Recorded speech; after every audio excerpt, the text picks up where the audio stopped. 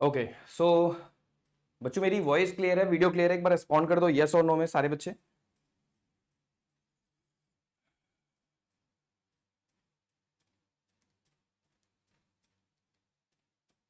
सारे बच्चे यस और नो में रिस्पॉन्ड कर दें। मेरी वॉइस क्लियर है, वीडियो क्लियर है? Okay so nice. Okay so welcome back. मैं Ramnik Tiwari, teacher, trainer and motivational speaker, आप सभी का वायरल मैथ्स के ऑफिशियल चैनल पर स्वागत करते हैं। ये हमारा पहला सेशन होने वाला है वायरल मैथ्स पर, और ये सेशन ऐसे ही चलता रहेगा, ऐसे ही ये चलता रहेगा और तब तक चलता रहेगा जब तक बच्चों का जो मैथमेटिक्स को लेकर के भय है, जो डर है, जो खौफ है, वो समाप्त ना हो जाए, वो खत्म ना हो जाए। यकीन मानिए बच्चों, मैथमेटिक्स में ऐसा कोई टॉपिक नहीं बचेगा, चाहे आप बैंकिंग के एस्पिरेंट रहो, चाहे आप एसएससी के एस्पिरेंट रहो, चाहे आप रेलवे के एस्पिरेंट रहो। यानी कि कहने का मतलब ये है, जो एंटायर कंपटीशन है हमारे देश में और जिन कॉम्पिटिशन्स में मैथमेटिक्स पूछी जाती है, उन सभी कॉम्पिटिशन्स को ध्यान में रखते हुए, उन सभी सिलेबस को ध्यान में रखते हुए मैथमेटिक्स के हर एक टॉपिक को कवर किया जाएगा। और ये जो सीरीज शुरू की जाएगी, सीरीज में हर एक चीज को बहुत बखूबी, बहुत बेहतरीन ढंग से स्टार्ट किया जाएगा, ठीक है, और उसे एंड तक, यानी कि बिल्कुल रूट लेवल से बिल्कुल हाई लेवल तक पहुंचाया जाएगा। बहुत जबरदस्त सेशन होने वाला है, बहुत कुछ सीखने वाले हो आप लोग इस सेशन में। बस एक काम ध्यान से सुनिएगा, एक भी सेशन मिस मत करेगा। यानी कि ये जो सीरीज चलने वाली है, ये जब तक ये चलेगी, मतलब बहुत ज्यादा ऐसा नहीं कि चलती रहेगी है ना, अनंत काल तक ऐसे ही मूव करती रहेगी, ऐसा नहीं है। मान के चलो कि हो सकता है 100 क्लासेस हो, 1-1.5 घंटे की, है ना, 100 क्लासेस हो, 120 क्लासेस हो, लेकिन ये 120 दिन, 100 से 120 दिन अगर आपने शिद्दत से पढ़ लिया, फुल डेडिकेशन के साथ, फुल फोकस के साथ, फुल डिसिप्लिन के साथ पढ़ लिया, और जो आपको बताया जा रहा हो उसे आपने अगर अच्छे से नोट डाउन किया, यानी कि प्रॉपर नोट्स बनाते रहे, तो यकीन मानिए मैथमेटिक्स का जो आपके अंदर खौफ है, जो डर है, वो हमेशा के लिए खत्म हो जाएगा। यानी कि जो कोर होगा ना, जो रूट होगा, जो डेप्थ है, वो जिसकी हम हमेशा बात कर रहे होते हैं, वो आप तक पहुंचेगा, वो आप तक पहुंचेगा। तो शुरुआत किया जाए, शुरुआत किया जाए।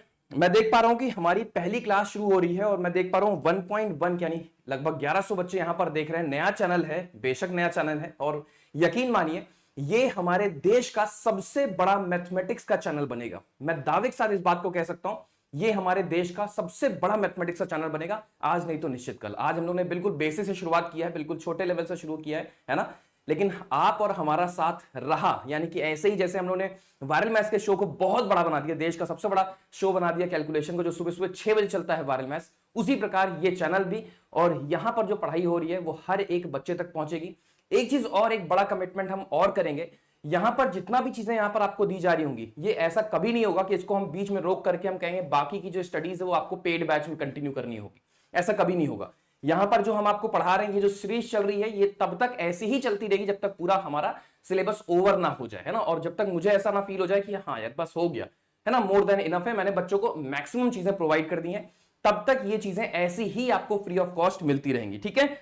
तो रक्षाबंधन का त्योहार है आज, तो मैंने सोचा कि अपने भाई बहनों को इससे बड़ा तोहफा हम क्या दे सकते हैं, ठीक है। तो शुरुआत किया जाए। चलिए फिर बिना देर किए जल्दी शुरुआत करते हैं अपने ताबड़तोड़, अपने ब्यूटीफुल सेशन की, क्योंकि हम सही पता पढ़ना बहुत कुछ है और समय बहुत है कम।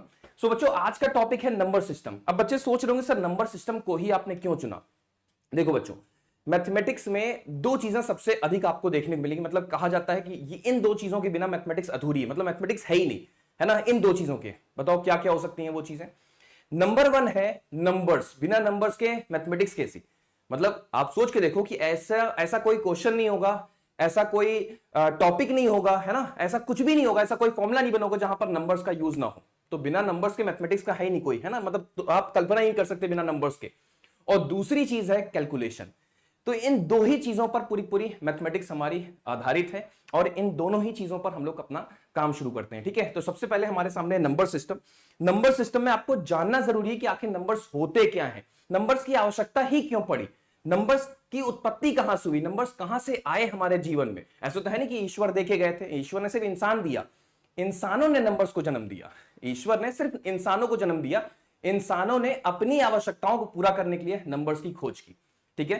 तो यहीं से शुरुआत करते हैं। सबसे पहले हम डिस्कस करेंगे नंबर्स आए क्यों, ठीक है।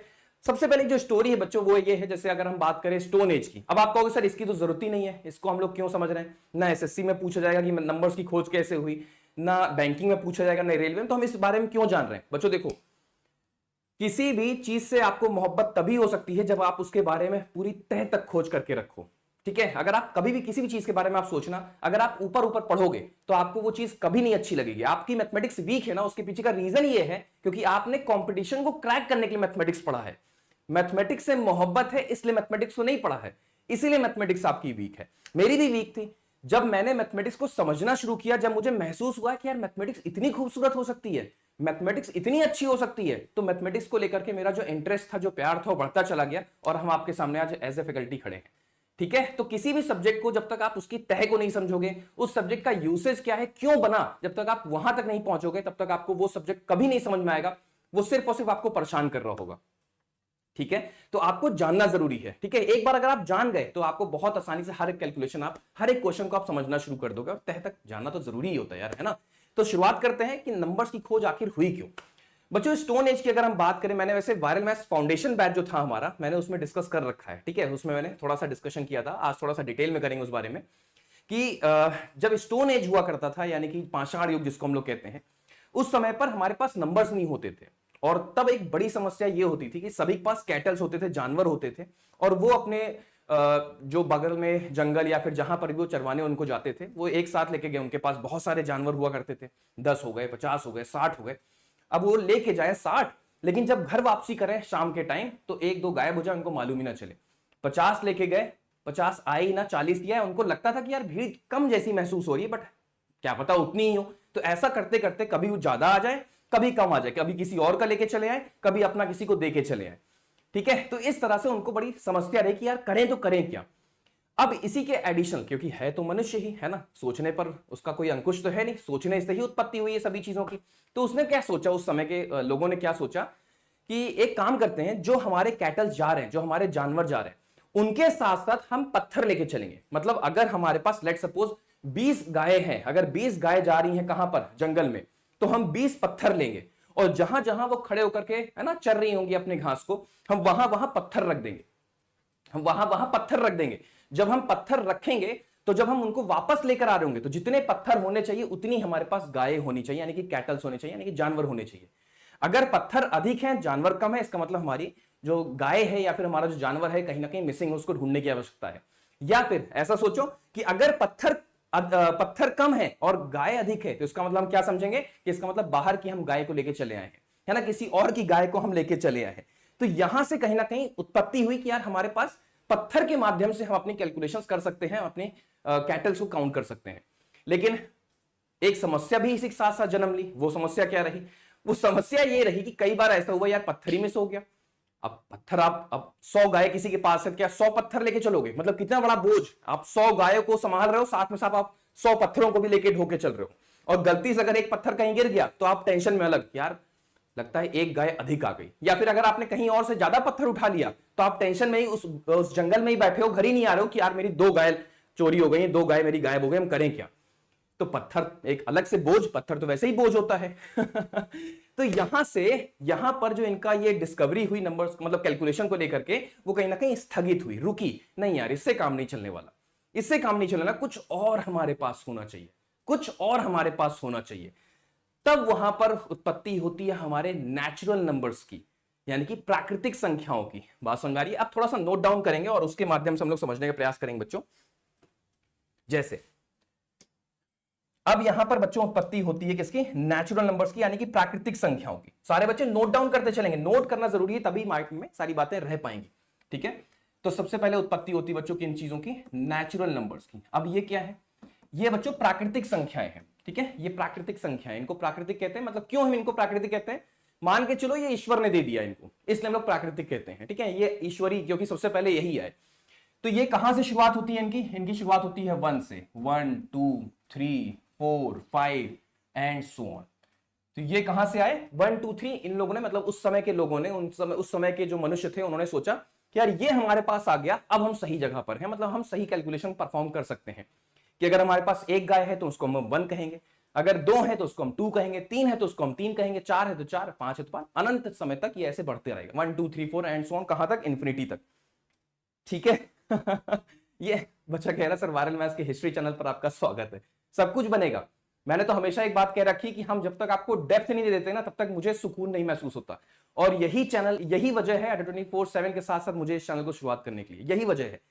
अंदर से वो सेटिस्फैक्शन नहीं आ रहा था कि यार हम कहां पढ़ाएं, कैसे पढ़ाएं, कहां समय है इस तरह की बातें करने का, है ना। तो मतलब मान के चलो आने वाले समय में आप मैथमेटिक्स आपकी फेवरेट सब्जेक्ट बन के रहेगी, ठीक है, बन के रहेगी। मतलब आप खुशी खुशी मैथमेटिक्स करना शुरू कर दो, इतना इंटरेस्ट हम आपके अंदर डेवलप कर देंगे मैथमेटिक्स को लेकर के, समझेंगे सारे बच्चे। तो नेचुरल नंबर्स की उत्पत्ति हुई, कहां शुरुआत हुई? 1 2 3 4 5 6 7 8 9 10, ठीक है, एंड सो ऑन बढ़ता गया, कहां तक? अनंत तक, यानी कि इन्फिनिटी तक। राइट, बहुत बढ़िया। अब इन्फिनिटी का भी बहुत बड़ा खेल है, बहुत सारे सेशंस लेंगे जहां पर इन इन्फिनिटी का बारे में भी हम बहुत डिटेल में डिस्कशन करेंगे, ठीक है, मजा आएगी आप लोग को। फिलहाल क्या ये सफिशिएंट रहा? नहीं, ये सफिशिएंट तो नहीं है, क्योंकि यहां पर एक समस्या यहां पर देखने को ये मिल रही थी उस समय के लोगों को कि यार 1 2 3 4 समझ में आता है हम लोग को, मतलब हमारे पास 3 गाय है तो हमने कह दिया 3, हमारे पास 5 गाय है तो हमने कह दिया 5। लेकिन जिस व्यक्ति के पास एक भी गाय नहीं है उसको हम लोग क्या बोलेंगे? उसको हम किस नंबर से डिनोट करेंगे? अब एक समस्या अगेन आई कि अगर यार जिसके पास गाय ही नहीं है उसको क्या हम लोग 1 बोलेंगे क्या? या फिर ये मान के चलेंगे कभी तो होगी, ऐसा तो हो नहीं सकता, है ना। कल्पना की गई थी कि चलो यार कभी तो लेगा ही, तो इसको हम लोग 1 कह देते हैं, है ना, सिंगल यूनिट दे देते हैं, यूनिट कह देते हैं, चलो यूनिट मतलब 1, एक तो आ ही जाएगी इसके पास, आज नहीं तो निश्चित कल। लेकिन ये स्पेसिफिक नहीं था, है ना, ये सच नहीं था कि यार सच में आएगी। तो वहां पर शुरुआत हुई यार, एक खोज हुई कि यार जब किसी के पास कुछ नहीं तो उसको हम कैसे डिनोट करें। तो वहां पर एक नंबर और इंट्रोड्यूस किया गया हमारे रेस्पेक्टफुली, है ना, आर्यभट्ट जी, जिन्होंने जीरो की खोज की, यानी कि हमारे पास एक नंबर और लिस्ट में आया, दैट इज 0। फिर हमारी जो काउंटिंग शुरू हुई वो 0 1 2 3 एंड सो ऑन, ठीक है। इसीलिए कहा जाता है 0 दिया जब भारत ने तब दुनिया को गिनती आई, क्योंकि गिनती आपकी पूरी नहीं हो रही थी। 1 से लेकर आप 9 तक रुक जा रहे थे, 10 के बाद आप मतलब 10 ही नहीं पहुंच पा रहे थे, 10 के बारे में कोई कल्पना ही नहीं थी, कोई सोच ही नहीं थी, क्योंकि 0 ही नहीं था, ठीक है। तो इसीलिए गाना भी कहा गया है, गाने में इसीलिए बोला गया है जब 0 दिया भारत ने तब दुनिया को गिनती आई। ठीक है, तो यहां से 0 की खोज होती है और 0 यहां पर इंट्रोड्यूस होता है। जिसके पास कुछ नहीं है उसको हम लोग 0 से डिनोट करेंगे। और इसी वजह से, क्योंकि एक मनुष्य ने इसको बनाया, मतलब कल्पना कर लो, क्योंकि इनके बारे में, किसी मनुष्य के बारे में कुछ नहीं, मतलब ये कहां से आए, किसी मनुष्य का नाम नहीं है, लेकिन 0 के बारे में हमें पता है आर्यभट्ट ने बनाया, तो मैन मेड हो गया, मनुष्य ने बनाया, है ना, मनुष्य ने बनाया, इसलिए इसको प्राकृतिक कहा गया, मतलब ईश्वर ने दिया। लेकिन यहां से जो एंट्री हुई 0 की, इसके बाद जो पूरी पूरी लिस्ट है वो किस में कन्वर्ट हो गई? वो होल नंबर्स में कन्वर्ट हो गई, ठीक है, वो होल नंबर्स में कन्वर्ट हो गई। आगे बढ़ते हैं, नेक्स्ट देखते हैं। अब नेचुरल के बारे में मालूम चल गया, होल नंबर्स के बारे में मालूम चल गया, ठीक है। अब एग्जाम्पल के तौर पे थोड़ा सा समझना बच्चों, एग्जाम्पल के तौर पे, जैसे मान लो किसी व्यक्ति ने किसी को 5 रुपए दिया, तो यहां पर काउंटिंग में हमारे पास चीजें थी, है ना, हमने आपको 5 रुपए दिया है। किसी व्यक्ति ने, मतलब उसी में, मान लो ये व्यक्ति है आपका, ठीक है, ये पर्सन है जिसने 5 रुपए दिया, फिर उसी व्यक्ति ने किसी को 3 रुपए दिया, चलो बहुत अच्छी बात है। तो वो खुश है, किस बात से खुश है? कि कभी ना कभी उसको जो वापस आएगा, है ना, वापस आएगा। या फिर ऐसे समझो एग्जांपल के तौर पे कि ये जो व्यक्ति है इसने कमाया, कितना रुपए कमाया? एक दिन उसने 5 रुपए कमाया, दूसरे दिन इसने 3 रुपए कमाया, तो बड़ा खुश है वो कि यार मेरे पास टोटल एक दिन के अंदर कितना रुपए आ गया? 5 3 8 रुपए आ गया। चलो यहां तक तो कैलकुलेशन, हमारी जो नंबर सिस्टम की खोज हो चुकी थी, वहां तक संपूर्ण हो रहा था, वेरीफाई हो रहा था, जस्टिफाई हो रहा था, सेटिस्फाई हो रहा था। क्या कि 5 रुपए हमने कमाया तो हमने 5 लिखा, 3 रुपए हमने कमाया तो 3 लिखा, तो हमने टोटल देखा 8 हो चुका है। लेकिन वहीं पर अगेन एक समस्या अगेन आई कि इसी व्यक्ति ने किसी को 6 रुपए दे रखा था, 6 रुपए किसी को दे रखा था। अब वो समझ नहीं पा रहा था कि यार 8 रुपए हमारे पास हैं, लेकिन जो मैंने किसी को दे रखा है, यानी कि जो मेरी उधारी थी, उसको कैसे रिप्रेजेंट किया जाए, जो मैं उधार दे चुका हूं उसको कैसे रिप्रेजेंट किया जाए। तब वहां पर खोज होती है किस नंबर की बेटा? नेगेटिव नंबर्स की। यानी कि ये जो नेगेटिव साइन होता है, अब बच्चे कहेंगे सर ये हमारे एग्जाम में रिलेवेंट है। जब आप मेंस का एग्जामिनेशन में बैठते हो या फिर एसएससी सीजीएल के जैसे एग्जामिनेशंस देते हो, तब वहां पर ऋणी यानी कि नेगेटिव नंबर के ऊपर बहुत सारे क्वेश्चंस बनते हैं, बहुत सारे कंसेप्चुअल क्वेश्चंस बनते हैं। नेगेटिव नंबर जो होते हैं, यानी कि जो आप यहां पर देख रहे हो, इसके ऊपर बहुत सारे मल्टीपल क्वेश्चंस बनेंगे, कंसेप्चुअल बनेंगे, ठीक है। तो अगर इस नेगेटिव नंबर के बारे में आप अच्छे से नहीं जान रहे होगे तो आप क्वेश्चन क्रैक नहीं कर पा रहे होगे, ठीक है। तो इसके बारे में भी डेप्थ नॉलेज आपको पता होनी चाहिए। आप सोच रहे हो सर ये कैसी बातें कर रहे हो, ये सच है। जब आप एग्जाम दोगे, मेंस में बैठोगे, या फिर जब हम आपको क्वेश्चंस कराएंगे, बहुत सारे कंसेप्चुअल क्वेश्चंस ऐसे ही पूछ लिए जाते हैं कि नेगेटिव नंबर्स या फिर जो ऋण को शो करते हैं, है ना, जो उधार को शो करते हैं, ऐसे कंसेप्चुअल क्वेश्चन आते हैं। तो आप सोचो उधार को शो करने वाले कौन से नंबर्स होते हैं, तो नेगेटिव नंबर जो होते हैं वो आपके उधार को शो करते हैं। तो जो उधार यानी कि इसने जिससे लिया हुआ था उसको वापस करना पड़ेगा, तो जो वापस करने वाली संख्या होती है उसको नेगेटिव से दर्शाना शुरू किया गया। यानी कि जो नेगेटिव नंबर्स की यहां पर फिर इंट्रोडक्शन होता है ना, नेगेटिव नंबर्स जब आना शुरू करते हैं तब उन नंबर्स के कलेक्शन को पूरा हम लोग इंटीजर्स कहते हैं। बच्चों क्या कहते हैं, इंटीजर्स कहते हैं। यानी कि इंटीजर्स कौन से होते हैं, जो आपने होल नंबर्स देखा उसी का जस्ट नेगेटिव, जो आपने होल नंबर्स देखा उसी का जस्ट नेगेटिव कर दो। यानी कि क्या करोगे आप, -3 बोल दो, -2 बोल दो, -1 बोल दो, 0 बोल दो, 1 बोल 2 3 एंड सो ऑन। ठीक है, ये कैसे, मतलब इसी तरह से आप इन्फिनिटी इधर चले जाओ, आप इन्फिनिटी इधर चले जाओ, मतलब नेगेटिव भी पॉजिटिव भी इंक्लूडिंग 0। तो याद रखना इंटीजर्स कौन से नंबर्स होते हैं, नेगेटिव होल नंबर्स, या फिर कह सकते हो negative natural numbers, positive natural numbers including 0, क्योंकि 0 भी इंटीजर्स की कैटेगरी में आता है। किसी बच्चे को कोई कंफ्यूजन नहीं हुआ, कोई डाउट नहीं हुआ? चलो यहां तक तो मेरे हिसाब से हर एक बच्चे को समझ में आ चुका होगा। लेकिन अब एग्जामिनेशन में कई बार ऐसा सवाल देखने को मिलता है आपके, चाहे आप एसएससी का एग्जाम दो चाहे बैंकिंग का एग्जाम दो, वहां पर कई बार ऐसा पूछ लिया जाएगा, आप बताना, जवाब देना यस और नो में, all natural numbers are whole numbers. बच्चों all natural numbers are whole numbers, सही है या नहीं है? All natural numbers are whole numbers, आप कहोगे सही है, क्योंकि ऑल नेचुरल नंबर्स देखो 1 2 3 4 5 6 एंड सो ऑन, और यहां पर भी 1 2 3 4 5 6 7 एंड सो ऑन है। इसका मतलब सभी नेचुरल नंबर्स होल नंबर्स होते हैं। लेकिन इसी को अगर हम पलट दें कि all whole numbers are natural number, तो सही है या गलत? तो आप कहोगे गलत। क्यों? क्योंकि 0 नेचुरल नंबर में कंसीडर नहीं किया जाता है, 0 नेचुरल नंबर का पार्ट नहीं है। तो ये मेमोरी भी आपके पास होनी चाहिए। सवाल ऐसा पूछा जाए all whole numbers are integers, आपसे एक सवाल कहेगा, मेंस में ऐसे सवाल देखने को मिलते हैं जहां पर स्टेटमेंट वाइज के क्वेश्चंस देखने को मिलेंगे। ठीक है, तो पूछा जाएगा all whole numbers are integers, तो आप कहोगे हाँ सर सही बात है, क्योंकि देखो होल नंबर 0 से शुरू हो रहे हैं और 0 से यहां पर भी चीजें देखने को मिल रही हैं। बट इसी का रिवर्स अगर हम आपसे बोलें क्या all integers are whole numbers, तो आप कहोगे नहीं सर ये तो असंभव है, क्योंकि इंटीजर्स के पास नेगेटिव होते हैं और यहां पर नेगेटिव नंबर्स हमारे पास नहीं है। क्लैरिटी है सारे बच्चों को? अच्छे समझ में आ रहा है? नाइस, बहुत बढ़िया। तो ये तो चीजें आपको देखने को मिल रही हैं और हम ऐसे ऐसे करके नोट कर रहे हैं, लेकिन आपको इस डायरेक्शन में भी पता होना चाहिए कि अगर कोई कह दे ये चीज ये होती है लेकिन ये चीज ये नहीं होती, तो उसके माइंड मतलब वो चीजें आपके माइंड में बहुत अच्छे से बैठी होनी चाहिए। तो उसके लिए मैंने एक प्लान किया है कि हम आपको बिल्कुल डेप्थ में हर एक चीज समझा देंगे, है ना, पिक्टोरियल डायग्राम के माध्यम से। ठीक है बच्चों, पिक्टोरियल डायग्राम के माध्यम से देखेंगे सारे बच्चे। तो सबसे पहले एंट्री किसकी होती है बेटा? सबसे पहले एंट्री जो होती है वो किसकी होती है? आप कहोगे सर सबसे पहले जो एंट्री होती है वो है,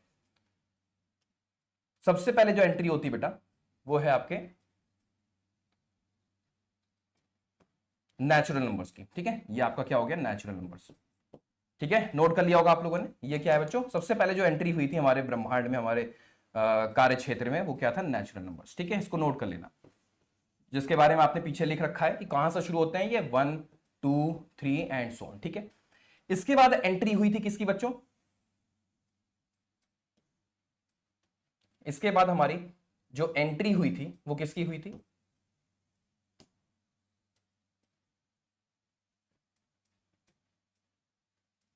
होल नंबर्स की, है ना। इसके बाद हमारी किसकी एंट्री होती है बच्चों? होल नंबर्स की। यहां पर होल नंबर्स की फिर एंट्री होती है।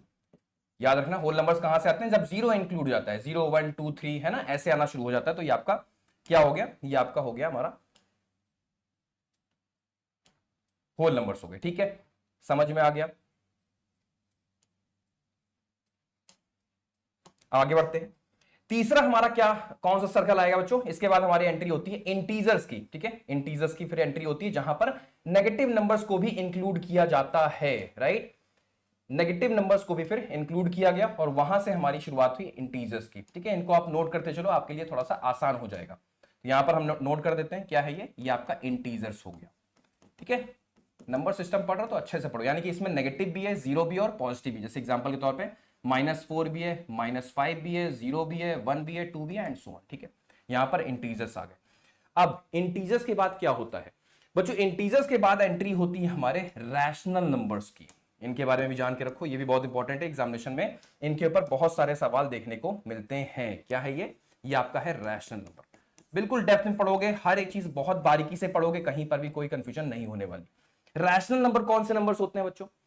अब यहां पर जो आप नंबर्स देख रहे हो, जितने भी प्रकार के आप नंबर्स देखते हो, जितने भी प्रकार के नंबर्स देखते हो, जिन्हें आप P बाई Q के फॉर्म में लिख सको, यानी कि जिन्हें आप फ्रैक्शन के फॉर्म में लिख सकते हो, वो सभी के सभी रैशनल नंबर्स के पार्ट में आते हैं, कैटेगरी में आते हैं। यानी कि कहने का मतलब ये है, जिन नंबर्स को आप P अपॉन Q के फॉर्म में लिख सको, जहां पर Q is not equal to 0। बचपन में पढ़ा होगा आपने स्टेटमेंट, है ना, बचपन में पढ़ा होगा कि numbers that can be represented as P upon Q where Q यानी कि denominator is not equal to 0। ऐसे नंबर जिन्हें हम P अपॉन Q के फॉर्म में लिख सके और जिनका जो डिनोमिनेटर है वो 0 के बराबर ना हो, तो उन्हें हम लोग क्या बोलते हैं? उन्हें हम लोग बोलते हैं रैशनल नंबर्स। ठीक है, यानी कि जितने भी फ्रैक्शंस हैं बच्चों, जितने भी फ्रैक्शंस हैं उन्हें हम लोग रैशनल नंबर कहते हैं। ठीक है, उन्हें हम लोग रैशनल नंबर कहते हैं। अब सवाल ये है बच्चों, थोड़ा सा समझना इस चीज को, कि जिन्हें हम फ्रैक्शन के फॉर्म में लिख सकते हैं वो हमारे रैशनल हो गए। ठीक है, समझना बच्चों, बहुत इंपॉर्टेंट पूछेंगे एक चीज, और ये आपके एग्जामिनेशन का पार्ट है। यहां पर जो भी हम चीजें पढ़ा रहे हैं सब आपके एग्जामिनेशन का पार्ट है। आपको लग सकता है कि सर इंपॉर्टेंट नहीं लग रहा है, या फिर आपको लग सकता है सर बोरिंग है, डायरेक्टली क्वेश्चन पर आ जाओ, नहीं, ये चैनल प्योर डेप्थ देने वाला चैनल है। वही बच्चा यहां बैठेगा जिसको मैथमेटिक्स का पूरा भूत भविष्य वर्तमान सीखना है, सब कुछ सीखना है, जिसे बिल्कुल कोर जानना है, बिल्कुल डेप्थ जानना है, वही बच्चा इस सेशन को देखेगा। अदरवाइज बाकी बच्चे आप छोड़ के जा सकते हो। जिन्हें मैथमेटिक्स को पूर्णतया समझना है, मैथमेटिक्स के ऊपर ग्रिप हासिल करनी है, हर एक चीज इसको जानना है, ठीक है, वो यहां पर बैठेगा। तो दो प्रकार के नंबर्स यहां पर हम आपके सामने लिखेंगे, एक होता है रैशनल, और जो रैशनल ना हो वो क्या होगा? वो इररैशनल होगा। सिंपल सी बात है बच्चों, जो रैशनल नहीं होगा वो आपका इररैशनल होगा। ठीक है, नोट करते चलना। अब देखो, जिसे हम P अपॉन Q के फॉर्म में लिख सकते हैं वो क्या होगा? वो रैशनल होगा। अभी आपने देखा है ना, जिसे हम P अपॉन Q के फॉर्म में लिख सकते हैं उसे हम लोग बोलेंगे रैशनल। ठीक है, तो ये बताओ 2 अपॉन 3 रैशनल है या इररैशनल है? जल्दी से सारे बच्चे, बच्चों 2 अपॉन 3 रैशनल है या इररैशनल है? आप लोग बताओ। मैंने कहा 2 अपॉन 3 रैशनल है या इररैशनल है? कौन बताएगा सबसे पहले? जल्दी से सारे बच्चे। जो मैंने लिखा यहां पर 2 अपॉन 3 एक रैशनल है कि इररैशनल है? सर P अपॉन Q के फॉर्म में हम लिख सकते हैं जहां पर Q is not equal to 0 बताया गया, यानी कि ये रैशनल है। करेक्ट, जो नहीं होगा उसको क्रॉस कर देंगे। ठीक है, अच्छा सवाल ये है बच्चों, आप बताओ कि 4 अपॉन 3 रैशनल है या नहीं है? जल्दी से सारे बच्चे। 4 अपॉन 3 बिल्कुल है सर, क्योंकि एक फ्रैक्शन को हम लोग रैशनल नंबर्स बोलते हैं, है ना, और प्रमेय, है ना, हिंदी में इसको प्रमेय बोलते हैं। तो 4 अपॉन 3 एक रैशनल नंबर इसलिए है क्योंकि यहां पर जो Q है वो 0 के बराबर नहीं है, 0 नहीं होना चाहिए, बाकी कुछ भी चलेगा, है ना, तो यानी कि ये भी रैशनल है। ठीक है, अच्छा बच्चों, मैंने अगर यहां पर लिख दिया कि 9 अपॉन 0 ये रैशनल है या नहीं है? जल्दी से सारे बच्चे, क्या ये रैशनल है या नहीं है? सारे बच्चे बताएंगे, क्या ये रैशनल है या नहीं है? ये रैशनल है या नहीं है? नहीं है सर, क्योंकि इसकी डिफाइन में ही नहीं है। डिफाइन में दिया गया है कि Q is not equal to 0, यानी कि जो डिनोमिनेटर है, जो नीचे वाला हिस्सा है, वो 0 के बराबर नहीं हो सकता। अगर है तो वो रैशनल नहीं है, यानी कि देखो यहां पर नीचे 0 दे रखा गया, इसका मतलब ये रैशनल नहीं है। ठीक है, इसको हम रैशनल नहीं कहेंगे। आगे बढ़ते हैं और पूछते हैं आपसे। अच्छा ये बताओ, अगर मैंने यहां लिख दिया सिर्फ 7, तो 7 रैशनल है कि नहीं? बताओ जल्दी से सारे बच्चे, 7 एक रैशनल है कि नहीं है? बच्चों 7 रैशनल है या नहीं है? 7, तो सवाल है 7 रैशनल है कि नहीं है ना, माइंड में चल रहा होगा बच्चों। 7 रैशनल नहीं है। क्यों नहीं है? क्योंकि इसे हम P अपॉन Q के फॉर्म में नहीं लिख सकते हैं। कहां है नीचे Q? नीचे डिनोमिनेटर तो है नहीं, तो आप गलत हैं। ये चल रहा होगा ना दिमाग में, तो आप गलत हैं। 7 भी एक रैशनल है, क्योंकि 7 के नीचे हम 1 लिख करके उसकी बिना वैल्यू चेंज किए हम डिनोट कर सकते हैं। 7 अपॉन 1 क्या होगा? 7 अपॉन 1 एक रैशनल के फॉर्म में हम लिख सकते हैं। देखो P अपॉन Q के फॉर्म में आ गया एक डिनोमिनेटर, मतलब जो भी होल नंबर्स आप देख रहे हो, है ना, वो रैशनल के फॉर्म में कन्वर्ट किए जा सकते हैं डिवाइडेड बाय 1 बोल करके। जिसका कोई नहीं होता उसका भगवान होता है, जिसका कोई नीचे नहीं था उसके नीचे 1 था। याद रहेगा? तो 7 हो गया, 8 हो गया, 9 हो गया, 10 हो गया, ये सभी के सभी रैशनल नंबर्स हैं। अच्छा ये बताओ 0 रैशनल है कि नहीं है? कौन बताएगा सबसे पहले? 0 रैशनल है कि नहीं? कौन बताएगा सबसे पहले? 0 रैशनल है कि नहीं है? बताओ जल्दी से सारे बच्चे, 0 रैशनल नंबर है कि नहीं है? तो आप सोचोगे ना सर 0 रैशनल है कि नहीं है? 0 भी रैशनल नंबर है। क्यों? क्योंकि देखो इसके नीचे भी हम 1 लगा करके या 2 लगा करके 3 लगा, क्योंकि इसके नीचे वैल्यू चेंज होनी नहीं है ना, तो नीचे हम 1 लगा के इसको हम P अपॉन Q के फॉर्म में लिख सकते हैं। इसका मतलब ये भी हमारा रैशनल हुआ। करेक्ट, समझ में आ रही बात मेरी? चलो अच्छी बात है। एक नेगेटिव नंबर ले लेते हैं, वरना सोचोगे नेगेटिव नहीं होता होगा इसका मतलब। चलो हमने नेगेटिव लिया, जैसे एग्जांपल के तौर पर मैंने कहा सर -8। बच्चों -8 रैशनल होता है कि नहीं होता है? -8, तो नेगेटिव और पॉजिटिव से क्या फर्क पड़ रहा है? क्वेश्चन है, यानी कि डिफाइन ये कहती है कि जिसके जो P अपॉन Q के फॉर्म में लिखा जा सके वो हमारा रैशनल होता है। तो -8 को भी तो हम P अपॉन Q के फॉर्म में लिख सकते हैं, यानी कि -8 अपॉन 1। ये भी फिर रैशनल हुआ, इसमें कोई संदेह की बात तो है नहीं, है ना, ये भी हमारा रैशनल हुआ। नाइस, तो ये आपके रैशनल नंबर्स के एग्जांपल हो रहे हैं। चलो एक चीज और देखते हैं बच्चों अगर मैंने यहां पर डेसिमल का नंबर लिख दिया 2/2.3, बच्चों 2.3, ये रैशनल है कि नहीं है? कौन बताएगा सबसे पहले? बच्चों 2.3 2.3 रैशनल है कि नहीं है? बच्चों 2.3 रैशनल है कि नहीं है? सर ये हम कैसे P अपॉन Q की फॉर्म में लिखेंगे? ये तो और आसान है। ये और आसान है क्यों? क्योंकि हमने देखा कि 23 अपॉन हम 10 बोल सकते हैं, है ना? डेसिमल हटाओगे तो नीचे एक प्लेस छोड़ के डेसिमल, नीचे आप एक प्लेस छोड़ के डेसिमल है, इसका मतलब एक जीरो के साथ हम लोग यहां पर लिख सकते हैं रिप्रेजेंट, यानी 23/10 क्या हो गया? ये हमने कहा सर रैशनल हो गया। 23/10 क्या होता है? एक रैशनल नंबर में कन्वर्ट हो गया, यानी कि इसे भी हम रैशनल के फॉर्म में रिप्रेजेंट कर सकते हैं, मतलब रैशनल है ये भी, है ना? मतलब प्रत्येक डेसिमल वाले नंबर्स भी रैशनल होते हैं, ये भी आपको ध्यान रखना होगा, ठीक है? कोई कंफ्यूजन नहीं, कोई डाउट नहीं, क्या बात है, बहुत शानदार।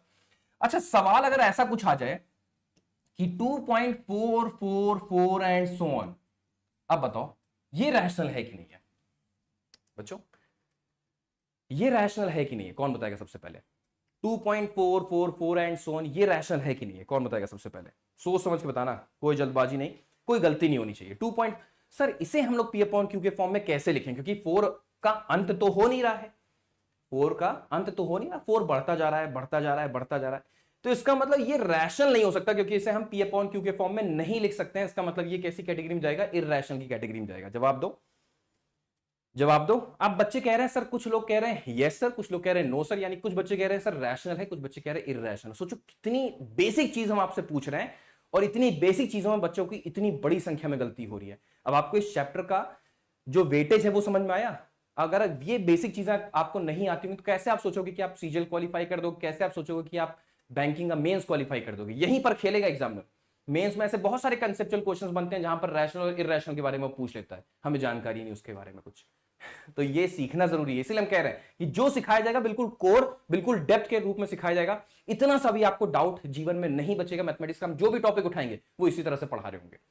जो पूरे इंटायर यूट्यूब पर, ये भी हम कमिटमेंट देते हैं, पूरे इंटायर यूट्यूब पर आपको ऐसी क्लास नहीं मिली होगी जो यहां पर हम आपको प्रोवाइड करेंगे, session wise, class wise, series wise, ठीक है? देखिए, तो बच्चे कह रहे हैं सर ये रैशनल है, कुछ बच्चे कह रहे हैं सर इररैशनल है, ठीक है? तो सवाल ये बनता है बच्चों का कि सर इसलिए ये इररैशनल है क्योंकि इसे हम फ्रैक्शन के फॉर्म में नहीं कन्वर्ट कर सकते, मतलब P अपॉन Q के फॉर्म में नहीं कन्वर्ट कर सकते, ठीक है? सही है डाउट आपका, बनता भी है डाउट ये, है ना? आगे बढ़ते हैं, समझाते हैं बच्चों। तो क्या इसको हम ऐसे लिख सकते हैं 2 + 0.444 एंड सो ऑन? बच्चों क्या इसे हम ऐसे लिख सकते हैं 2 + 0.444 एंड सो ऑन? बेशक लिख सकते हैं। तो इसको हम ऐसे भी लिख सकते हैं 0.4 के ऊपर बार, मतलब कौन सी संख्या है जो बार बार रिपीट हो रही है? मैंने कहा सर 4 है जो बार बार रिपीट हो रहा है। कौन सी संख्या है जो बार बार रिपीट हो रही है? हम कहेंगे सर 4 बार बार रिपीट हो रहा है। अगर 4 बार बार रिपीट हो रहा है इसका मतलब 4 के ऊपर हमने बार लगा दिया। अब वायरल मैथ्स के शो में सुबह 6 बजे चलता है, उसमें कितनी बार सिखाया गया है कि बार के नीचे कितनी संख्या? बच्चों बार के नीचे कितनी संख्या? बार के नीचे एक संख्या। तो एक बार 9 का हम लोग यूज करेंगे, जितनी संख्या बार के नीचे है उतने 9 का हम यूज करते हैं। तो एक संख्या बार के नीचे है तो एक 9 का यूज किया, मतलब इस नंबर को हमने कैसे रिप्रेजेंट कर दिया? 4/9 के फॉर्म में। और यहां क्या है? 2 + 4/9, दैट मींस 2 होल 4/9 हो गया। तो रिप्रेजेंट कर तो दिया। 2 होल 4/9 का मतलब होता है 9 दूनी 18, 18 4 22, 22/9 आत हो गया। मतलब इस नंबर को हमने रिप्रेजेंट कर दिया 22/9। तो हो तो क्या ये रैशनल? तो हो तो गया ये रैशनल, क्या दिक्कत रही भाई? हाँ, 2 + 0.44 यानी कि 2.444 एंड सो ऑन को हमने कन्वर्ट कर दिया 22/9 में। हो गया, है ना? फ्रैक्शन में कन्वर्ट करना था जहां पर Q जो है वो नॉट इक्वल टू 0 होना चाहिए था, Q is not equal to 0। इसका मतलब यस बच्चों, इसका मतलब यस, ये भी आपका रैशनल है। याद रखना, आज के बाद कभी नहीं भूलना, प्रॉपर नोट्स बनना चाहिए और पूरी मोटी सी कॉपी भर जानी चाहिए। वो चीजें हम आपको देंगे, पूरा लेक्चर होगा, ठीक है? जो आपने 6, 7, 8, 9, 10 में नहीं पढ़ा होगा ना, 11, 12 में नहीं पढ़ा होगा, ग्रेजुएशन में नहीं पढ़ा होगा, वो सारा कवर किया जाएगा अपने इस वायरल मैथ्स के चैनल पर। कुछ छोड़ना मत, बिल्कुल डेप्थ में हर एक चीज सीखनी है। चलो एक एग्जांपल और लेते हैं, फिर इसी तरह से एक एग्जांपल और लेते हैं। यानी कि अगर मेरा सवाल ये रहे बच्चों 2.565656 एंड सो ऑन, ये रैशनल है कि नहीं है? जल्दी से सारे बच्चे बताएं। 2.565656 एंड सो ऑन, ये रैशनल है या नहीं है? ये बताओ। बच्चा कह रहा है सर 9 से क्यों डिवाइड करते हैं? उसका हम छोटा सा कोई वीडियो दे देंगे आपको, ठीक है? आप मेरा वीडियो सेक्शन को भी थोड़ा सा आप नोटिस में रखना आपने, उसमें हम ऐसे से जो इंपॉर्टेंट कंसेप्ट्स होते हैं ना कि क्यों होता है, उसका प्रूविंग हम वहां पर दिया करेंगे, क्योंकि ये सेशन थोड़ा सा लंबा हो जाएगा, है ना? तो आपके मतलब से परे हो जाएगा। तो उसमें हम छोटे छोटे क्लिप्स के माध्यम से हम आपको प्रूविंग दिया करेंगे कि ऐसा है तो क्यों है। अभी फिलहाल ये रैशनल है कि नहीं है, जल्दी से सारे बच्चे, ये रैशनल है कि नहीं है? आप कहोगे सर ये भी है, क्यों है? इसका भी हम आपको यहां पर रीजन देते हैं। तो सवाल था 2.5656 एंड सो ऑन। आप कहोगे सर ये रैशनल है कि नहीं है? तो बच्चे कह रहे हैं सर। अब थोड़ा सा कॉन्फिडेंस आ गया है पिछला वाला देख करके। तो इसको हम कैसे लिखेंगे बच्चों? 2 + 0.56 के ऊपर बार लग जाएगा। क्यों? क्योंकि 56 जो है वो बार बार रिपीट हो रहा है। जो नंबर बार बार रिपीट हो उसको आपने बार के नीचे रख दिया। अब बार के नीचे कितनी संख्या बच्चों? बार के नीचे कितनी संख्या? हम कहेंगे सर बार के नीचे 2 संख्या। अगर बार के नीचे 2 संख्या तो 2 बार आपको 9 का यूज करना पड़ेगा। जैसे पिछली बार क्या था, 1 संख्या तो 1 बार 9, इस बार 2 संख्या तो 2 बार 9। और यहां पर क्या होगा, इसे अब हम लिख सकते हैं 2 होल 56/99। आप चाहो तो मल्टीप्लाई करो, नहीं तो मत करो, कोई दिक्कत नहीं। फ्रैक्शन में कन्वर्ट करना था, हमने फ्रैक्शन में कन्वर्ट करके दिखा दिया। तो ये भी तो है रैशनल नंबर ही हुआ है ना। जो फ्रैक्शन में कन्वर्ट हो सकता है उसे हम रैशनल बोलेंगे, यानी कि ये नंबर भी हमारा रैशनल नंबर हुआ। तो सर एक बड़ा डाउट बन रहा है माइंड में, क्या सर सभी नंबर्स तो फिर इसका मतलब रैशनल हो गए, कुछ बचा ही नहीं? सारे नंबर्स तो रैशनल हो गए है ना, रैशनल के अलावा तो कुछ बचा ही नहीं। तो थोड़ा सा समझो यहां पर 565656 and so on, 2.444 and so on, ये सारे रैशनल की कैटेगरी में जा रहे हैं। अगर 2.3 है तो भी रैशनल की कैटेगरी में जा रहा है। यानी कि थोड़ा सा यहां पर आपको होल्ड लेना पड़ेगा और यहां पर लिखना पड़ेगा कि रैशनल की कैटेगरी में फिर क्या क्या हो सकता है। जब तक आप ये नहीं जानोगे ना कि रैशनल की कैटेगरी में क्या क्या हो सकता है, तब तक आप ये नहीं जान पाओगे कि इरैशनल की कैटेगरी में फिर क्या क्या हो सकता है। तो रैशनल की कैटेगरी में जितने भी फ्रैक्शंस आते हैं बच्चों, जितने भी फ्रैक्शंस, वो सभी रैशनल होते हैं। जैसे अभी आपने पीछे देखा 2/3, 4/3, 5। और जो होल नंबर्स होते हैं वो भी रैशनल की ही कैटेगरी में आते हैं। यानी कि जितने होल नंबर्स 2, 3, 4, 5, 6, क्योंकि सभी के नीचे 1 है ना, 0 भी 0.1 भी है, इसका मतलब वो भी रैशनल है, नो डाउट। ठीक है, अच्छी बात है, नाइस। अगला देखो क्या है। अगला यहां पर कुछ आपने डेसिमल रिप्रेजेंटेशन देखे है ना। तो डेसिमल भी रैशनल होते हैं, लेकिन बच्चों डेसिमल की यहां पर कैटेगरी होती है। 2 प्रकार के डेसिमल जो होंगे वो रैशनल की कैटेगरी में जाएंगे। 2 प्रकार के, कौन से? एक होता है टर्मिनेटिंग, नोट कर लेना सारे बच्चे, क्या होता है बच्चों? टर्मिनेटिंग। देखो एकदम टेक्निकल टर्म्स है जो आपने बचपन में पढ़े होंगे, है ना, टर्मिनेटिंग। और विदाउट पीपीटी, कोई बुक नहीं, कोई नोट्स नहीं, सब अपने नॉलेज से जितना दिमाग में आता जाएगा हम आपको बताते जाएंगे, चाहे 1 घंटे क्लास चले चाहे 2 घंटे क्लास चले। टर्मिनेटिंग, जो टर्मिनेटिंग डेसिमल्स होते हैं उन्हें हम लोग रैशनल की कैटेगरी में डालते हैं। टर्मिनेटिंग का मतलब क्या होता है बेटा? टर्मिनेटिंग का मतलब होता है जो रुका हुआ हो, टर्मिनेट कर जाए। टर्मिनेट मतलब रुकना, ठीक है, जो रुका हुआ हो। ये भी नोट कर लो सारे बच्चे, रुकना, जो रुका हुआ हो। जैसे एग्जांपल के तौर पे 2.3 रुका हुआ है, 4.5, 6.9, ये क्या है? रुके हुए हैं, है ना। तो ये रुके हुए हैं, इसका मतलब ये टर्मिनेटिंग है, इसका मतलब ये रैशनल की कैटेगरी में आएंगे। ठीक है, ये डेसिमल कैसे हैं? रैशनल की कैटेगरी में आएंगे। ठीक है, दूसरा जो डेसिमल का पार्ट होता है वो है नॉन टर्मिनेटिंग। नोट करो, बहुत इंपॉर्टेंट है ये, मेंस में कई बार देखने को मिलेगा ये concept. Non terminating but repeating, मतलब रिपीट कर रहा हो, जो भी आपने पीछे देखा है ना। नॉन टर्मिनेटिंग बट रिपीटिंग, मतलब कहने का ये हुआ, एग्जाम्पल अगर हम आपको बताएं तो एग्जाम्पल की कैटेगरी में क्या जाएगा बच्चों? आपने क्या देखा अभी कि 2.333, देखो रुक नहीं रहा है, नॉन टर्मिनेटिंग, रुक नहीं रहा है और रिपीट भी कर रहा है, बट रिपीटिंग। 2.333 है ना रुक रहा है और लेकिन रिपीट किए जा रहा है, 333 एंड सो ऑन, ये आपने देखा। और क्या देख सकते हो?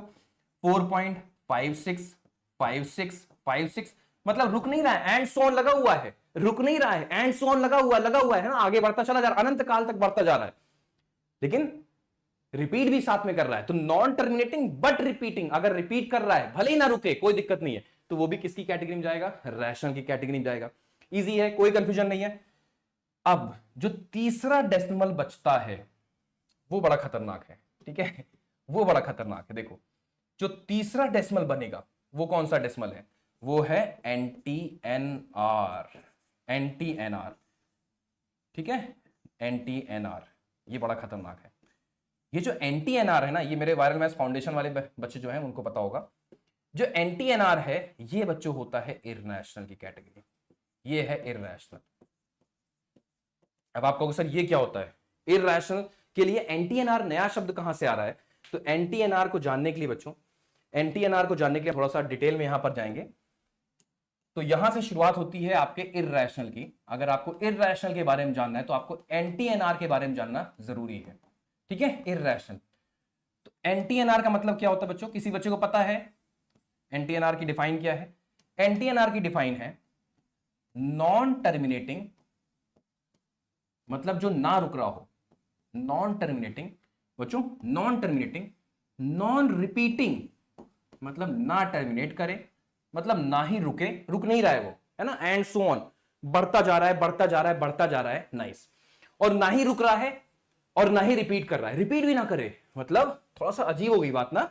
देखो उसके एग्जांपल में क्या आएगा बच्चों, एग्जांपल में आएगा 0.05, 005, 0005 and so on.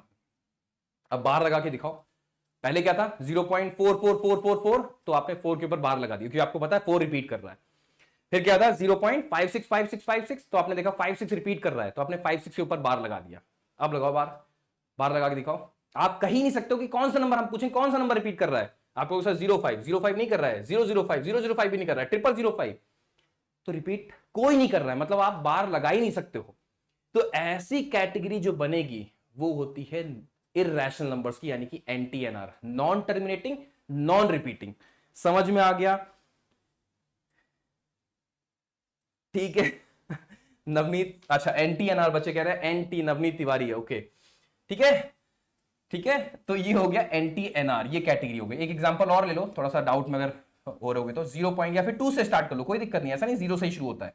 0.76918235 and so on, ऐसे बढ़ाते चले, कुछ भी लिखते चले जाओ, रिपीट ना करे बस, वो ना ही रुके ना ही वो रिपीट करे। अच्छा तो पाई क्या है सर? पाई, कोई मुझे बच्चा बताएगा पाई क्या होता है? पाई रैशनल है या इररैशनल है? वो कौन सा बच्चा है जो मुझे सबसे पहले बताएगा पाई जो है वो रैशनल है या इररैशनल है? जल्दी बताओ सारे बच्चे, पाई रैशनल है या इररैशनल है? पाई इररैशनल है, याद रखना, पाई इररैशनल है। क्यों सर? पाई की वैल्यू तो आप बताते हो 22/7 होती है, तो इसका मतलब ये तो रैशनल हुआ। 22/7 अप्रोक्सीमेट वैल्यू है, रियल वैल्यू नहीं है।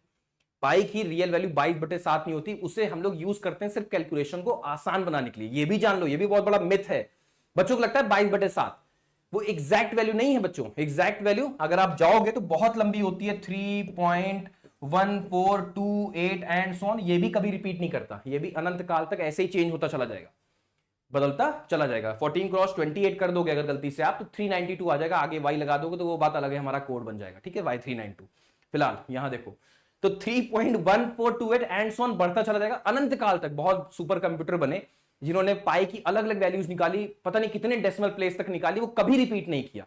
इसलिए पाई एक परफेक्ट एग्जांपल है इररेशनल नंबर का, हमेशा याद रखना, पाई एक परफेक्ट एग्जांपल है इररेशनल नंबर का।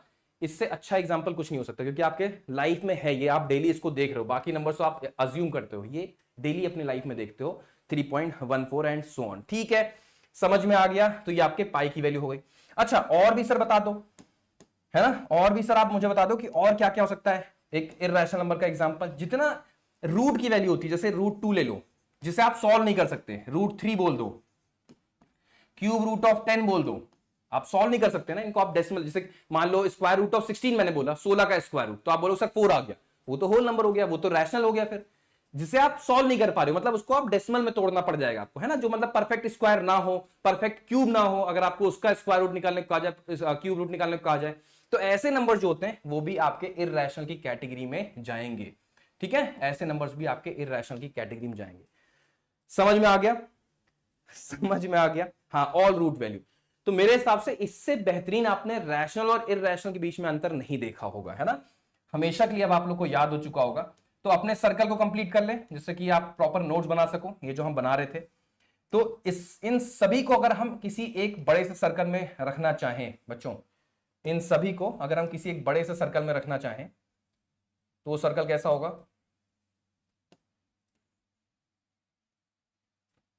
बच्चों? वो सर्कल कैसा होगा बताओ? वो सर्कल हमारा होगा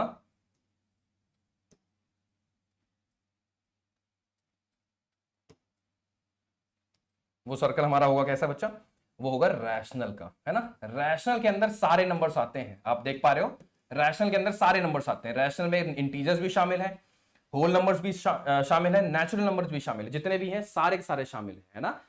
अब रैशनल से हट करके क्या आता है, वो आता है इरैशनल, जो बिल्कुल ही अलग है। मतलब इसके इस रैशनल के अंदर बच्चों डेसिमल्स भी हैं, डेसिमल्स को आप भूल मत जाना, है ना, डेसिमल्स भी हैं। लेकिन कैसे कैसे डेसिमल्स, जो दो ही प्रकार के डेसिमल्स होते हैं, यानी कि या तो टर्मिनेटिंग हो, अभी आपने पढ़ा था, जैसे 2.3 बोल दिया आपने, रुका हुआ है, या फिर नॉन टर्मिनेटिंग बट रिपीटिंग, एनटीबीआर बोल सकते हो इनको आप, एनटीबीआर, नॉट टर्मिनेटिंग बट रिपीटिंग, है ना, जैसे 2.333 एंड सो ऑन, ये एनटीबीआर, ये आपके डेसिमल, ऐसे डेसिमल जो रैशनल की कैटेगरी में आते हैं। तो ये मत सोचना कि जितने डेसिमल होते हैं वो सारे के सारे इरैशनल है, नहीं, डेसिमल के दो प्रकार जो है वो रैशनल की कैटेगरी में आते हैं।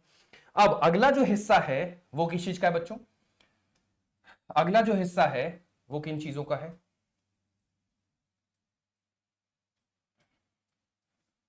सॉरी, अगला जो हिस्सा है वो किन चीजों का बच्चों, वो इरैशनल नंबर्स का है ना, जो इरैशनल नंबर्स, तो उनको आप इधर कर दो किनारे, है कि नहीं, उनको आप इधर रख दो, किनारे कर दो उनको। तो इनको हम लोग कलर दे देते हैं, लेट सपोज रेड कलर दे दो इनको, है ना, ज्यादा अच्छा लगेगा इनको देखने में, ये अलग होते हैं, ये डिफरेंट है थोड़े, ये इरैशनल है, ये इरैशनल है। एग्जांपल के तौर पे √2 बोल दिया, √3 बोल दिया, पाई बोल दिया बच्चों आपने, और 0.01001, है ना, 0001 एंड सो ऑन, तो ये आपके इरैशनल की कैटेगरी में चले गए। समझ में आ गया सारे बच्चों को, मजा आ रही है। अच्छा, अब ये सारे नंबर्स तो हम लोग पास आ चुके हैं, हर एक प्रकार के नंबर्स तो हम लोग पास आ चुके हैं। तो इन सभी नंबर्स का अगर हम समावेश कर दें, सबको अगर हम आपस में कंबाइन कर दें, ऐसा कुछ पूरा ब्रह्मांड बना दें नंबर्स का, तो ये जो पूरी कैटेगरी बनेगी, ये बताओ क्या होगी। जो पूरी कैटेगरी बन के सामने आ रही है, इसको आप क्या बोलोगे, बताओ ये क्या है बच्चों, ये पूरी कैटेगरी जो आपके सामने बन के आ रही है, ये क्या है बताओ। ये जो पूरी कैटेगरी आपके सामने बन के आई है, अब बच्चे कहेंगे सर ये जो पूरी कैटेगरी बन के आई है ना, ये रियल नंबर है, बोलोगे ना आप लोग, क्योंकि देखो सारे के सारे नंबर्स वास्तविक संख्याएं हैं, इन्हें हम लोग रियल नंबर कहते हैं। क्या बोलते हैं, रियल नंबर है, सारे के सारे नंबर्स को कंबाइन कर दो तो मतलब रियल नंबर्स कौन से नंबर्स होते हैं, जिनके साथ आप काम कर रहे हो, मतलब मैथमेटिक्स में, अपने एग्जामिनेशन में जिन भी नंबर्स के साथ आपका डेली आमना सामना होता है, वो वास्तविक संख्याएं हैं, रियल नंबर्स हैं। इस बुक में जितने नंबर्स लिखे होंगे वो सारे के सारे वास्तविक संख्याएं हैं, रियल नंबर्स की कैटेगरी में वो सारे के सारे इंक्लूड होते हैं। बात समझ में आ रही है, चाहे वो रूट हो, चाहे वो इरैशनल ही क्यों ना हो, ऐसे नंबर्स ही क्यों ना हो, हम लोग देखते तो रहते हैं, पाई तो दिखता ही रहता है ना, √2 √3 तो हमें नजर आता ही रहता है, तो वो इरैशनल हो गया, चाहे रैशनल हो, चाहे इरैशनल, चाहे इंटीजर्स हो, किसी प्रकार का नंबर हो, वो हमारे सामने आते ही रहते हैं। तो यानी कि जितने प्रकार के नंबर्स हमारी नजर में आते रहते हैं बच्चों, ठीक है, जितने प्रकार के नंबर्स हमारी नजर में आते रहते हैं, वो कैसे नंबर्स होते हैं बच्चों, वो सारे सारे रियल नंबर्स होते हैं। यानी कि इनके लिए आप यूज कर सकते हो टर्म अपना, ये रियल नंबर्स। मतलब एक बात आप समझ गए होगे कि आपको क्या करना है बच्चों, आपने यहां पर जो सारे नंबर्स मेंशन किए थे, यहां पर, है ना, यहां पर शुरुआत में जो आपने चार्ट तैयार किया था सबसे पहले, ये वाला, कि रैशनल भी आपने सीख लिया और इरैशनल भी आपने सीख लिया, कि अगर आपने इन सभी नंबर्स को एक साथ कंबाइन कर दिया, ये आपका क्या आ गया, ये आपका इरैशनल भी आ गया, है ना। इन सभी नंबर्स को अगर हम कंबाइन कर दें तो ये किसकी कैटेगरी में चले जाते हैं, ये सारे के सारे रियल नंबर्स की कैटेगरी में चले जाते हैं। तो क्या सर दुनिया के सारे नंबर्स रियल होते हैं बच्चों, दुनिया के क्या सारे के सारे नंबर्स रियल होते हैं क्या, नहीं, कुछ नंबर्स ऐसे भी होंगे जो रियल नहीं होंगे, पॉसिबल है ना। तो दुनिया में कुछ ऐसे नंबर्स भी हमारे ब्रह्मांड में है जो बच्चों रियल ना हो। वो कैसे होते हैं बच्चों, वो कैसे होते हैं समझो। अब पूरे नंबर सिस्टम में आपने सब कुछ पढ़ लिया, है ना, दो प्रकार के नंबर्स आपको समझ में आए, एक हो गया रियल मतलब वास्तविक, मतलब जितने प्रकार के नंबर्स आपने देखे अभी तक वो सारे के सारे रियल हो गए। अब जो नंबर्स आपको नजर नहीं आते, है ना, उन्हें हम लोग इमेजिनरी कहते हैं, ठीक है, क्या बोलेंगे बच्चों, इन्हें हम लोग इमेजिनरी कहेंगे, यानी कि काल्पनिक संख्याएं, इमेजिनरी, ये हमारे इमेजिनरी नंबर्स होते हैं। यानी कि नंबर्स दो प्रकार के होते हैं पूरे नंबर सिस्टम में, एक होता है रियल और दूसरा होता है इमेजिनरी। रियल के अंदर अंदर आप सारे नंबर्स को अभी तक देख रहे थे, कुछ इंटीजर्स हो गए, कुछ नेचुरल हो गए, कुछ होल नंबर्स हो गए, मतलब जितने प्रकार के नंबर से आपका डेली सामना होता है वो कैसे, वास्तविक। इमेजिनरी नंबर्स कौन से होते हैं, जो बिल्कुल अजीब दुनिया दिखा रहे होते हैं, कुछ भी बोल देंगे, कुछ भी कर देंगे। एग्जाम्पल के तौर पर स्क्वायर रूट के अंदर मैंने लिख दिया -25, तो नेगेटिव नंबर स्क्वायर रूट के अंदर पॉसिबल ही नहीं है, कभी नेगेटिव नंबर होता है क्या स्क्वायर रूट के अंदर, नहीं होता। तो इन्हें हम लोग काल्पनिक संख्याएं बोलते हैं, यानी कि जो पॉसिबल ही ना हो, है ना, जिन्हें हम सिर्फ कल्पना कर रहे हैं, सोच रहे हैं कि ऐसा हुआ तो, ठीक है। तो ये कैसे, ये काल्पनिक संख्याएं होती हैं जिनके बारे में हम लोग डिस्कशन हमारे सिलेबस का पार्ट नहीं होता, एसएससी में होता है, तो कभी हम पढ़ाएंगे तो इन नंबर्स के बारे में भी हम आपको बताएंगे जरूर, ठीक है। माइनस वाले नंबर कह सकते हो, स्क्वायर रूट के अंदर अगर आपके नेगेटिव नंबर्स आ जाए, इनको हम लोग आयोटा भी बोलते हैं, आई से रिप्रेजेंट करते हैं, यानी कि आई का मतलब होता है नेगेटिव नंबर स्क्वायर रूट के अंदर अगर आ जाए तो, ठीक है। -1 का स्क्वायर रूट आ जाए तो उससे हम लोग आयोटा मतलब इमेजिनरी नंबर का हम लोग यहाँ पर रिप्रेजेंटेशन देते हैं, ठीक है। ठीक है, समझ में आ गया। अच्छा चलो ठीक है, इसका मतलब एक बात तो तय है कि हमारा एक सर्कल अभी और बनेगा, कि हमारे पास रियल नंबर्स की कैटेगरी तो आ गई, मतलब एक सर्कल और बनना चाहिए बच्चों, एक सर्कल तो और अभी बनना चाहिए, इसको थोड़ा सा छोटा कर देना, हाँ अभी सही है। क्यों बच्चों, एक सर्कल तो अभी और हमारा बनना चाहिए, वो सर्कल किस चीज का बनेगा पता है, मतलब यहां कहीं छोटा सा बना देते हैं, जो किसको रिप्रेजेंट कर रहा है, हमारे इमेजिनरी नंबर को रिप्रेजेंट कर रहा है। क्यों बच्चों, इसको देश निकाला बोल देते हैं ना, किनारे कर देते हैं इसको हम लोग। ये कैसा है, ये इमेजिनरी नंबर को रिप्रेजेंट कर रहा होगा, छोटी सी दुनिया नहीं है इनकी, ये मत सोचना ये है बहुत बड़ा, बस आपके सिलेबस का पार्ट नहीं, इसको हम दूर रख रहे हैं, इसलिए इमेजिनरी नंबर को रिप्रेजेंट कर रहा है। तो बच्चों ये हो गया आपका पूरा रियल नंबर और वो हो गया आपका इमेजिनरी नंबर, ठीक है। अगर हम सभी नंबर्स को आपस में कंबाइन कर दें, ये पूरा का पूरा ब्रह्मांड अगर अब हम मतलब रियल के साथ साथ इमेजिनरी को कंबाइन कर दें, ये पूरा जो आप बोर्ड देख रहे हो इन सभी को मिला देंगे तो ये बन जाएगा आपका कॉम्प्लेक्स नंबर। ये है आपका पूरा नंबर सिस्टम। बताओ मजा आया कि नहीं आया? मजा ना आया तो पैसे वापस, जो ऑप्शन ने लिया भी नहीं था। सबको मिला दो आपस में, जितने ब्रह्मांड जितने नंबर्स हैं पूरे ब्रह्मांड में, अगर आपने सबको मिला दिया तो क्या बन गया, वो बन गया आपका कॉम्प्लेक्स नंबर। बताओ सर अलग फैमिली कैसी है? अलग फैमिली तो है वो, क्योंकि ये पूरा रियल नंबर की फैमिली के लोग हैं, है ना, ये रियल नंबर की फैमिली के लोग हैं। इररेशनल हो गया है ना, टेढ़ा है पर मेरा है, वही वाली बात हो गई। रियल नंबर बेचारा इससे थोड़ा सा तंग रहता है, इररेशनल है क्योंकि इम्प्योर है ना, लेकिन वही है ना कि माँ के लिए पांचों उंगली बराबर ही होती है लोग कहते हैं ना कि पांचों उंगली कभी बराबर नहीं होती, कहावत है ना कि पांचों उंगली कभी बराबर नहीं होती, लेकिन माँ के लिए पांचों उंगली बराबर ही होती है, ये मान के चलो। तो वही वाली हाल है, रियल नंबर के लिए सारे नंबर्स बराबर हैं, चाहे आप बात कर लो इररेशनल की, चाहे रैशनल की, चाहे डेसिमल, चाहे इंटीजर, चाहे सभी इसी के पार्ट है, सभी इसी के बनाए गए बंदे हैं, ठीक है। और उधर साइड क्या है, इमेजिनरी है, जो उसकी दुनिया से बाहर है, ये दुश्मन है कह सकते हो, जो है ना हमारे पृथ्वी के लोग हैं, उधर एलियन है, तो वो ऐसा कुछ है। और इस पूरे ब्रह्मांड को मिला दो तो ब्रह्मा जी कौन है? कॉम्प्लेक्स नंबर, जिनके बारे में जिक्र थोड़ा सा कम करते हैं बच्चे, बट हाँ ये पार्ट है आपका कॉम्प्लेक्स नंबर का। अच्छा अब थोड़ा सा डिस्कशन ये भी कर लेते हैं, क्योंकि हम डेप्थ के बारे में हम हमेशा बोल रहे होते हैं कि हम लोग डेप्थ का डिस्कशन करेंगे। तो सर कॉम्प्लेक्स आप इन सबको कैसे कह सकते हो? रियल नंबर्स को हम कॉम्प्लेक्स क्यों कह रहे हैं? कॉम्प्लेक्स मतलब थोड़ा सा अजीबोगरीब, जिसमें कि रियल और इमेजिनरी दोनों को मिला दिया जाए, है ना।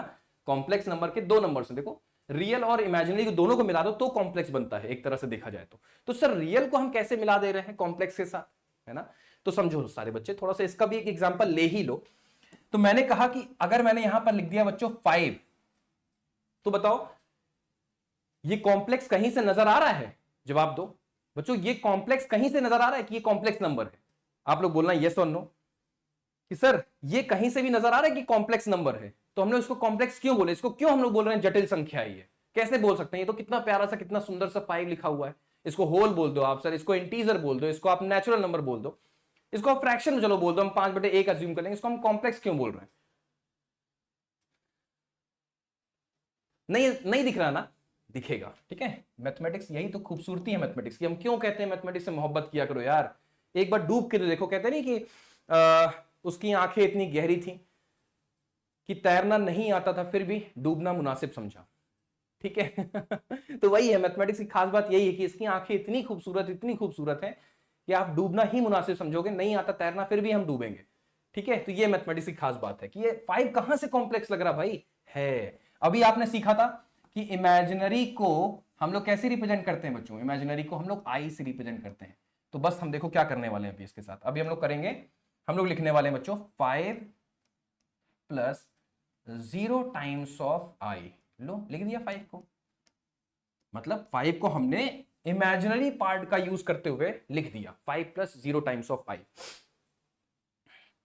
बताओ सारे बच्चे, 5 + 0 टाइम्स ऑफ, अब इमेजिनरी नंबर अगर 0 से मल्टीप्लाई होगा तो 0 ही तो हो जाएगा, मतलब 5 प्लस, लेकिन हाँ इमेजिनरी के आने की वजह से हम इसको आई के आने की वजह से इसको हमें कॉम्प्लेक्स कहना पड़ेगा। यानी कि एक बड़ी चीज यहां पर सामने आई है ना, रिसर्च में एक बड़ी चीज सामने आई बच्चों कि जितने प्रकार के नंबर्स हैं, all numbers, all numbers, all number, जितने नंबर्स हैं आर द कॉम्बिनेशन ऑफ, ये नई चीज समझ में आई है ना, ये तो मालूम ही नहीं थी आज तक, are the combination of real plus imaginary. ये तो कुछ खास सीखने को मिला। मतलब दुनिया में जितने नंबर्स हैं उन सभी को हम रियल और इमेजिनरी के कॉम्बिनेशन में लिख सकते हैं। मतलब रियल और इमेजिनरी के कॉम्बिनेशन से हम हर एक प्रकार के नंबर को रिप्रेजेंट कर सकते हैं। इसी वजह से हम सभी नंबर्स के कलेक्शन को कॉम्प्लेक्स कहते हैं। समझ में आया? समझ में आया? समझ में आया? इसीलिए हम सभी नंबर्स को कॉम्प्लेक्स नंबर की कैटेगरी में रखें। देखो जो सबसे बड़ा ब्रह्मांड है वो किसका है? वो सबसे बड़ा ब्रह्मांड जो है वो कॉम्प्लेक्स नंबर का है। देखो कॉम्प्लेक्स के अंदर सारे नंबर्स हैं, इमेजिनरी भी है और रियल भी, और रियल के जितने बच्चे हैं वो सारे के सारे इसके अंदर हैं ही हैं। तो सारे नंबर्स, ब्रह्मांड का जितने भी नंबर्स हैं वो सारे के सारे कॉम्प्लेक्स की कैटेगरी में जाते हैं। समझ में आ गया? कभी भूलोगे तो नहीं? मजा आया? नंबर सिस्टम क्या इससे बेहतरीन तरीके से कभी आपने पढ़ा था? इतनी डेप्थ कभी आपने नंबर सिस्टम की देखी थी? कभी नंबर्स को इस नजरिए से देखा था? इस तरह से कभी आपने ऑब्जर्व किया था कि नंबर्स ऐसे भी हो सकते हैं? नहीं देखा होगा ना। ऐसे ही बहुत सारे सेशंस होंगे, लगातार देखोगे। बस इस चैनल को सब्सक्राइब करके रखो। यकीन मानियो, यकीन मानो, दुनिया का सबसे बेहतरीन मैथमेटिक्स का चैनल बना के रखेंगे इसको हम। दुनिया का सबसे बेहतरीन चैनल बना के रखेंगे मैथमेटिक्स का। कमिटमेंट है, प्रॉमिस है खुद से, ईश्वर का साथ रहा, आप लोग का साथ रहा तो ये सच होगा जरूर, आज नहीं तो निश्चित कर, ठीक है? कभी ना कभी तो होगा ही। चलो आगे बढ़ते हैं। अब चलो नंबर्स के बारे में सारी जानकारी हो गई है ना। अब आगे बढ़ते हैं। थोड़ा सा कुछ इंपॉर्टेंट टर्म्स होते हैं जो बच्चे कहीं ना कहीं कंफ्यूज हो रहे होते हैं। जैसे एग्जांपल के तौर पे बच्चों इवन नंबर्स है ना, थोड़ा सा इनके बारे में भी जिक्र कर ले। बेचारे ये नन्हे मुन्ने से नन्हे मुन्ने राही हैं, है ना, देश के सिपाही हैं, नंबर सिस्टम के ABC सिपाही हैं, तो इनके बारे में जानना जरूरी है, वरना गुस्सा आ जाएंगे कि मेरे बारे में कोई जिक्र नहीं किया। अब एग्जाम में बच्चों को मैं परेशान करके दिखाऊंगा, ठीक है? तो बच्चों क्या है इवन नंबर्स? इवन नंबर्स कौन से होते हैं बच्चों? ये वो नंबर्स होते हैं जो 2 से विभाजित हो सके, ठीक है? जैसे एग्जांपल के तौर पे 0 हमने कह दिया, 2 हमने कह दिया, 4 हमने कह दिया, 6 हमने कह दिया, 8 हमने कह दिया, 10 हमने कह दिया एंड सो ऑन। तो जो भी नंबर्स 2 से डिविजिबल हैं वो क्या है? वो बच्चों इवन नंबर्स की कैटेगरी में जाते हैं। इनके बारे में भी आपको जानकारी होनी चाहिए, ठीक है? अब हम बात करेंगे बच्चों ऑड नंबर्स की। ऑड नंबर्स कौन से होते हैं? जो नंबर्स 2 से विभाजित ना हो सके उन्हें हम ऑड कहते हैं। जैसे 1 कह दो, 3 कह दो, 5 कह दो, ठीक है, 7 कह दो, ठीक है बच्चों, 9 कह दो एंड सो ऑन। ये ऑड नंबर्स होते हैं। इनके बारे में मेरे ख्याल से हर एक बच्चे को पता ही होता है, इसमें कोई कंफ्यूजन, कोई डाउट नहीं है, ठीक है? कभी अगर कंफ्यूजन हो जाए, हिंदी में इसको सम कहते हैं, इसको विषम कहते हैं, अगर आपको कभी डाउट हो जाए तो ऐसे याद कर लेना। जैसे बचपन में मैंने याद किया, मैं बहुत डम रहा हूं, सच बता रहा हूं आपको। मैथमेटिक्स में मेरा बहुत ही खराब हालत थी मेरी मैथमेटिक्स में। तो मालूम हम क्या करते थे? हम कुछ ना कुछ कोशिश करते थे कि किसी चीज के साथ रिलेट करते, जैसे कि माइंड में छप जाए वो चीजें। मैं बहुत कमजोर रहा हूं मैथमेटिक्स में, और आज हम आपके सामने खड़े हैं तो उसके पीछे का सिर्फ रीजन ही यही है कि मैंने मैथमेटिक्स से मोहब्बत कर ली। कोई और मिला नहीं, कोई अच्छा लगा नहीं, मैथमेटिक्स से ही मोहब्बत कर ली और हमें मैथमेटिक्स ने यहां तक पहुंचा दिया, ठीक है? ये सच बात है, ये मैं ऐसा मत सोचना कि मैं मजाक कर रहा हूं। ये सच, मेरी बचपन की स्टोरी यही है असल में, क्योंकि कोई नहीं रहा मेरा। मैंने बहुत जगहों पर स्पीच दी होगी, आपने सुना भी होगा, है ना, जहां कहीं भी मुझे इंटरव्यू लिया, कहीं भी बुलाया गया, मैंने कुछ भी किसी ने पूछा, मैंने सच में यही बताया कि कोई दोस्त नहीं होते थे मेरे पास, कोई नहीं होता था, ना लड़का ना लड़की। क्लासरूम में हम एंटर करें तो सभी बच्चे अपने अपने बेस्ट फ्रेंड के लिए चेयर रोक के रखे हैं। मैं एंट्री करके पूछ रहा हूँ, यहाँ कोई बैठा है? हाँ मेरा दोस्त बैठा है। यहाँ कोई बैठा? हाँ मेरा दोस्त बैठा है। हम लास्ट कॉर्नर सीट पे जाके बैठा करते थे जहां पर कोई नहीं होता था, या फिर कोई बच्चा अगर एब्सेंट है तो मैं उसकी चेयर पा रहा होता था। सच में कोई नहीं था, और बहुत अच्छी बात है कि कोई नहीं था, बहुत अच्छी बात है कोई नहीं था। सिर्फ वो लोग हुआ करते थे जो मुझे टॉन्ट मारते थे, जो मुझे सुनाया करते थे। वो तब भी जारी था, वो आज भी जारी है। और मैं बड़ा ब्लेस्ड हूं, मैं खुश होता हूं उन लोगों को सोच करके, उन लोगों के बारे में याद करके जो मुझे टॉन्ट मारते हैं या फिर जो मेरा मजाक उड़ाते हैं, जो मेरे बारे में अपशब्द बोलते हैं। मैं बड़ा ब्लेस्ड हूं कि ऐसे लोग हैं मेरे पास, क्योंकि जब वो बोलते हैं ना तो मुझे मौका मिलता है खुद को एक बार फिर से साबित करने का, एक बार फिर से खुद को प्रूव करने का, एक बार फिर से कई गुना आगे निकल जाने का। और अगर शायद वो लोग ना होते तो आज हम यहां ना होते। ठीक है, कुछ समय तक लोग आपका मजाक उड़ा रहे होंगे, आपकी बेइज्जती कर रहे होंगे, आपके बारे में कुछ भी बोल रहे होंगे, और फिर एक बार एक समय के बाद वो चुपचाप बैठ जाएंगे, क्योंकि वो समझ चुके होंगे ये इंसान अब बहुत दूर जा चुका है, इसके बारे में बोल के कोई फायदा नहीं। ठीक है, तो जिन बच्चों के बारे में बुराई हो रही है ना, जिन बच्चों को हर समय तिरस्कार झेलना पड़ रहा है, जिन बच्चों को हर समय लोग बोल रहे हैं कि यार तू कुछ नहीं कर पाएगा, तू बेकार हो चुका है, तू किसी काम का नहीं, निठल्ला है, बेकार है, इसकी शादी करा दो, बोल रहे होंगे ना लोग आपको, आप ब्लेस्ड हो, आप खुशकिस्मत हो कि आपके पास ऐसे लोग हैं जो आपके फ्यूल का काम कर रहे हैं। वो बोल नहीं रहे हैं, वो ईश्वर बुलवा रहा है उनसे, उनकी कोई गलती नहीं, उनका कोई दोष नहीं है, ईश्वर बुलवा रहा है उनसे, क्योंकि वो आपको बूस्ट करना चाहता है। ठीक है, वो आपका 100% यूटिलाइज करना चाहता है, वो आपका 100% पोटेंशियल टच करवाना चाहता है, आपका एक्सट्रीम टच करवाना चाहता है, इसलिए वो बुलवा रहा है उनसे, और आप तक वो कानों में आपकी आवाज पहुंच रही है। तब आप अपना 100% देते हो कि अब मैं प्रूफ करके दिखाऊंगा, अब मैं साबित करके दिखाऊंगा। ठीक है चलिए आते हैं। तो यहां पर ऑड नंबर्स के बारे में जिक्र हो गया, कहां से कहां पहुंच गए, पुरानी यादें हैं, याद आ जाती हैं। ठीक है देखिए, तो यहां पर इवन हो गया, ऑड हो गया। हाँ, कुछ और नंबर्स भी होते हैं, एग्जांपल के तौर पे बच्चों क्या ले लिया जाए, बच्चों कंफ्यूज होते हैं बहुत सारे बच्चे प्राइम नंबर्स को लेकर के, है ना, तो प्राइम के बारे में भी हम लोग जिक्र कर लेते हैं।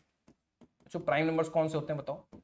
प्राइम नंबर्स होते हैं जो जिनके दो फैक्टर्स हो, यानी कि एक 1 हो और दूसरा वो खुद हो। फैक्टर्स मतलब जो उसको डिवाइड कर सकें। एग्जांपल के तौर पे मैंने अगर बोला 4, तो 4 को डिवाइड करने वाले क्या दो लोग हैं? जवाब दो बच्चों।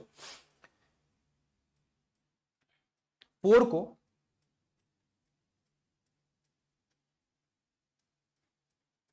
बच्चों 4 को डिवाइड करने वाले कितने लोग हैं? हमने कहा सर 4 को डिवाइड करने वाला 1 है, देखो 1 डिवाइड कर सकता है, 4 को डिवाइड करने वाला 2 भी है, 4 को डिवाइड करने वाला 4 भी है ऐसा?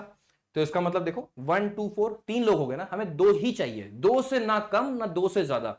बचपन में आपने ऑसवर्ल्ड का एक कार्टून देखा होगा, 2 मार्शमैलोज, है ना, ना कम ना ज्यादा, याद आ वैसे ही मुझे याद आता जब भी मैं प्राइम नंबर के बारे में पढ़ाता हूं। तो 2 ही फैक्टर्स आपके पास होने चाहिए। एग्जाम्पल के तौर पर अगर मैंने बोला 2, देखो 2 के पास सिर्फ 2 ही लोग हैं उसको डिवाइड करने वाले, या तो 2 या तो 1, यानी कि या तो 1 उसको डिवाइड कर सकता है, यानी कि 1 मतलब क्या होता है? 1 मतलब यूनिटी, मतलब ईश्वर। 1 हमेशा सबका मालिक एक बोलते हैं ना, तो 2 को कौन डिवाइड कर सकता है? यानी कि 1 और 2 इटसेल्फ। प्राइम बनना है आपको, सिर्फ और सिर्फ प्राइम बनना है। ठीक है, यानी कि आपको नष्ट कौन कौन कर सकता है? या तो ईश्वर या तो आप खुद। दूसरों के पास ये क्षमता नहीं कि आपको टच भी करके चले जाएं। ठीक है, प्राइम नंबर मेरे फेवरेट नंबर्स हैं, कोई टच करके जा नहीं सकता, यानी कि या तो ईश्वर मुझे खत्म करेगा या तो मैं खुद को खत्म करूंगा, किसी और की औकात नहीं मुझे छू भी दिया करके। ठीक है, प्राइम नंबर बनना है। तो सबसे छोटा प्राइम नंबर कौन सा होता है बच्चा? सबसे छोटा प्राइम नंबर आपका 2 होता है, क्योंकि 2 से नीचे कोई नहीं है ना, 1 नहीं है प्राइम। 1 को याद मत रखना, 1 कभी प्राइम नहीं होता, 1 के पास सिर्फ एक ही फैक्टर, दैट इज 1। तो 2 होने चाहिए मिनिमम, और मैक्सिमम दोनों ही केस में हमारे पास 2 होने चाहिए, याद रखिएगा। दूसरा प्राइम नंबर 3, तीसरा प्राइम नंबर 5, इनको नोट कर लो, बहुत बार पूछा था एग्जामिनेशन में, आपको लंबे नंबर्स पता होने चाहिए ना, काफी सारे। 11 बच्चों, 13, 17, 19, ठीक है, 23 और 29, कुछ मिस हो जाए तो बता देना, 31 और 37 और 41, 43 ऐसे। ठीक है, 47 एंड सो ऑन। कोई मिस तो नहीं हुआ? एक बार चेक कर लो, 2 3 5 7 11 13 17 19 23 29, सही है ना? तो ये प्राइम नंबर्स की कैटेगरी है, इनको आपको याद करके रखना है, क्योंकि एग्जामिनेशन में बहुत बार इनके ऊपर भी सवाल देखने को मिल जाते हैं। ठीक है, अभी डिनर नहीं हुआ है, अभी उसकी चिंता मत करो, भी होगा बाद में, पहले पढ़ाई पर फोकस करना है। दूसरी कैटेगरी यानी कि जो प्राइम नहीं है वो कॉम्पोजिट है। तो बच्चों कॉम्पोजिट कौन से नंबर्स होते हैं? 1 ना ही प्राइम है ना ही कॉम्पोजिट है। 1 के बारे में याद रखना, ना ही वो प्राइम। अब एग्जामिनेशन में, मेंस एग्जामिनेशन में कई बार कंसेप्चुअल क्वेश्चन पूछ लिया जाता है कि 1 प्राइम है या को प्राइम है, सॉरी 1 प्राइम है या कॉम्पोजिट है। ठीक है, प्राइम को हिंदी में कहते हैं विषम, विषम ही कहते हैं ना, नहीं अभाज्य कहते हैं। ठीक है, प्राइम को हिंदी में अभाज्य संख्या कहते हैं, और ये अभाज्य का उल्टा। ठीक है, तो याद रखना 1 ना ही प्राइम होता है ना ही वो कंपोजिट होता है, याद रहेगा। तो यहां पर जो कॉम्पोजिट नंबर की शुरुआत होती है वो कहां से होती है? 4 से होती है। 4 हो गया, 6 हो गया, 8 हो गया, ठीक है, 9 हो गया, 10 हो गया एंड सो ऑन। जो प्राइम नहीं है वो कॉम्पोजिट है। हाँ, दो से अधिक इसके पास फैक्टर होने चाहिए। अब वन क्या है, वन के पास दो से कम है, एक ही तो है, तो इसीलिए वन ना ही प्राइम नंबर को क्वालिफाई करता है, ना ही वो कंपोजिट को क्वालिफाई करता है। याद रहेगा सारे बच्चों को। तो वन को लेकर के बहुत सारे बच्चे डाउट में रहते हैं, तो नोट कर लो, वन ना ही प्राइम है और वन ना ही कंपोजिट है। मेंस में पूछे गए सवाल हैं, याद रखना। आपको सर मेंस में इतना आसान नहीं आता, मेंस में ये नहीं पूछेगा कि प्राइम है या कंपोजिट है। मेंस के किसी बड़े से सवाल में एक हिंट दिया गया होगा कि एक्स की वैल्यू लोवेस्ट कंपोजिट नंबर है। अब आप क्या सोचोगे, वन सोचोगे। लोवेस्ट कंपोजिट नंबर कौन सा होता है, 4 होता है। इसीलिए हम बार बार कह रहे हैं कि जब तक चैप्टर की डेप्थ नहीं पता होगी तब तक आप किसी भी एग्जाम को क्वालिफाई नहीं कर पाओगे, चाहे आप एसएससी के रहो, चाहे रेलवे के, चाहे बैंकिंग के। अब कोर पूछा था एग्जामिनेशन में, तो वो कोर की तलाश रखो हमेशा, ठीक है। तो कंपोजिट नंबर कहां शुरू होते हैं बच्चों, 4 से शुरू होते हैं, 4, 6, 8। अच्छा, सबसे छोटा प्राइम नंबर कौन सा होता है, 11। 11 लिख दिया क्या मैंने, 11 है तो प्राइम, लिखा तो है मैंने 11, ठीक है। जीरो भी नहीं है, ना जीरो प्राइम में आएगा ना जीरो कंपोजिट में आएगा, ठीक है। दोनों में नहीं आएगा, ना जीरो ना प्राइम, ना जीरो ना वन, ठीक है, दोनों ही नहीं आएगा, ठीक है। आप बताओ सबसे छोटा प्राइम नंबर कौन सा होता है, सबसे छोटा प्राइम नंबर, तो आप बोलोगे सर 2 होता है। अच्छा, इवन प्राइम बताओ, इवन प्राइम मतलब एक ऐसा प्राइम बताओ जो सम संख्या हो। बच्चों क्या मैंने कहा कुछ मिस्टेक की है क्या, क्या बच्चे बोल रहे हैं बार बार, 2, 3, 5, 7 सही तो है, क्या हुआ है, 4, 2, 3, 4, 5 ये भी सही है, 4, 6, 8, 9, 10 कहां दिक्कत आ रही बताओ। मेरा सवाल है कि सबसे हाँ, मेरा सवाल है इवन प्राइम नंबर मतलब एक ऐसा प्राइम नंबर जो सम संख्या हो। तो हमेशा याद रखना सिर्फ इकलौता यही नंबर है जो इवन भी है और प्राइम भी है। बच्चों इवन प्राइम सिर्फ यही नंबर है। बहुत बार एग्जामिनेशन में ऐसा सवाल किया जाएगा कि the value of y is even prime. अब आप सोचोगे 2 ही है क्या, या और भी हो सकता है, कोई 100 भी हो सकता है, या फिर आप अज्यूम करना शुरू करोगे नहीं, यही पूरे ब्रह्मांड में ऐसा नंबर है जो इवन भी है और प्राइम भी है, ठीक है। ठीक है, कोई कंफ्यूजन तो नहीं होगी, भूलोगे तो नहीं कभी, नाइस। अब देखो आगे, तो कंपोजिट भी हो गया। अब हम लोग पढ़ लेते हैं बच्चों को प्राइम के बारे में, ठीक है। अब हम लोग को क्या जानना है, को प्राइम क्या होता है। देखो नोट करो, अगला नंबर है बच्चों को प्राइम। को प्राइम क्या होता है, को मतलब कॉपरेशन, सहयोग से प्राइम बन जाना। प्राइम होना नहीं है, सहयोग से प्राइम बन जाना, थे नहीं बन गए प्राइम। यानी कि अगर जैसे मैंने यहां पर लिया 2 और यहां पर ले लिया मैंने 5, तो अभी तो यहां पर दोनों के दोनों प्राइम है, तो ये दोनों मिल करके प्राइम बन रहे हैं क्योंकि पहले से प्राइम थे, अच्छी बात है, वेल एंड गुड है। लेकिन मैंने अगर यहां ले लिया 4 और यहां ले लिया 5, अब ऐसा नंबर बताओ जो 4 और 5 को दोनों को साथ में कट कर सके। बच्चों ऐसा नंबर सोचो जो दोनों को साथ में कट कर सके, ऐसा कोई नंबर नहीं है जो साथ में कट कर सके, 1 ही तो है ना, 1 के अलावा और कोई नंबर नहीं। तो देखो दोनों मिल करके प्राइम बन गए। ऐसा कोई नंबर सोचो जो 4 और 5, यानी कि यूनिटी इज द स्ट्रेंथ, है ना। 2 से, है ना, कहते नहीं 1 से भले 2, 2 से भले 4, मतलब अगर हम मिल जाए आपस में तो हमें कोई नहीं तोड़ सकता। ये उसका एग्जांपल है। देखो इसीलिए मैं कहता हूं mathematics is a language of nature, प्रकृति यानी कि ब्रह्मांड की भाषा है। हम लोग जो आमतौर की भाषा में बोलते हैं ना कि मिला दे तो हम टूटेंगे नहीं, यूनिटी स्ट्रेंथ, सब मैथमेटिक्स रिप्रेजेंट कर रहा है। को प्राइम कहते हैं उसको। फॉर योर काइंड इन्फॉर्मेशन उसे को प्राइम कहा जाता है। देखो मिला दो, इनको कोई नहीं तोड़ सकता। ऐसा कोई नंबर सोचो तो 4 और 5 दोनों को ब्रेक कर दे, नहीं है कोई, ठीक है। और ले लो साथ में, आप बोल दो सर 7 और 9, ऐसा कोई नंबर जो 7 और 9 को दोनों को काट सके, नहीं है, एक साथ है ना, कोई नहीं कट करने वाला है, ठीक है। ठीक है, नाइस। यहां देखो क्या है, और लेते हैं इसी तरह से कुछ और ले लो। आप बोलो सर 11 और 17 ले लेते हैं, बिल्कुल ये भी प्राइम है ना, ये भी को प्राइम है, सॉरी, ठीक है। यहां पर ले लो 9 ले लो, और यहां पर ले लो क्या, यहां पर ले लो 16। अब देखो दोनों मजे की बात, क्या 9 प्राइम है, जवाब दो, क्या 9 जो है वो प्राइम नंबर है, नहीं है। क्या 16 जो है वो प्राइम नंबर है, नहीं है। लेकिन अगर आप इन दोनों को मिला दो तो ये को प्राइम बन गए, मिलाने के बाद प्राइम बन जाना। इसके लिए जरूरी नहीं कि दोनों को प्राइम होना जरूरी है या किसी एक को प्राइम होना जरूरी है, ऐसा मैंने नहीं कहा। दोनों मिल जाए और कोई उनको ना कट कर सके। तो 9 and 16 is the perfect example. 2 and 3 तो को प्राइम होगा ही, क्योंकि 2 भी प्राइम है, 3 भी प्राइम है, मिला दो को प्राइम हो गए। लेकिन सबसे अच्छा एग्जांपल देखो ये, सबसे अच्छा एग्जांपल तो ये कि प्राइम है ही नहीं, उसके बाद भी को प्राइम बन गए। ना 9 प्राइम है ना 16 प्राइम है, उसके बाद भी को प्राइम बन गए। मजा आ रहा है? इंटरेस्टिंग है यार, फैक्ट सही है सब, इनके साथ खेलना सीखो यार, और कैसे बताएं बताओ। अच्छा चलो अगला देखो, अगला है ट्विन प्राइम। ये बड़ा इंपॉर्टेंट है, एग्जाम में बहुत पूछा आता है ऐसे शब्दों के साथ, है ना, बच्चे पर परेशान हो। ट्विन प्राइम क्या होता है, ट्विन प्राइम, ट्विन प्राइम दो ऐसे प्राइम नंबर्स जिनके बीच का गैप 2 हो। ठीक है, दो ऐसे नंबर जिनके बीच का गैप 2 हो। बच्चा कह रहा है सर सो जाओ, सो जाएंगे, मेरी हैबिट है, हम सुबह 6 बजे तब भी उठ जाएंगे, अगर आपको नींद आई तो आप जा सकते हो बेटा, ठीक है। ट्विन प्राइम मतलब दो ऐसे प्राइम नंबर जिनके बीच का गैप 2 हो, जैसे एग्जांपल के तौर पे मैंने कहा सर 3 एंड 5, तो ये जो पेयर है इसे हम ट्विन प्राइम का नाम देंगे, ठीक है। एग्जांपल के तौर पे 5 एंड 7 जिनके बीच का गैप 2 हो बच्चों, ठीक है, जिनके बीच का जो गैप हो वो 2 का गैप हो, राइट। और 17,19 ये क्या है, ये प्राइम है ना, को प्राइम ट्विन प्राइम है, मतलब जिन ऐसे दो प्राइम नंबर जिनके बीच का गैप 2 हो। अगर आप कंफ्यूज हो रहे हो तो इसको कहीं ना कहीं नोट भी करते चलो साथ में, है ना। The pair of prime numbers, ऐसे नोट कर लो, the pair of prime numbers मतलब प्राइम नंबर्स का pair having difference 2, having difference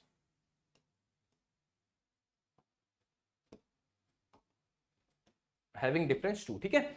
ऐसे दो प्राइम नंबर्स जिनके बीच का गैप 2 हो। बिल्कुल देखो 11 एंड 13 भी है, 11,13 भी ट्विन प्राइम में आता है।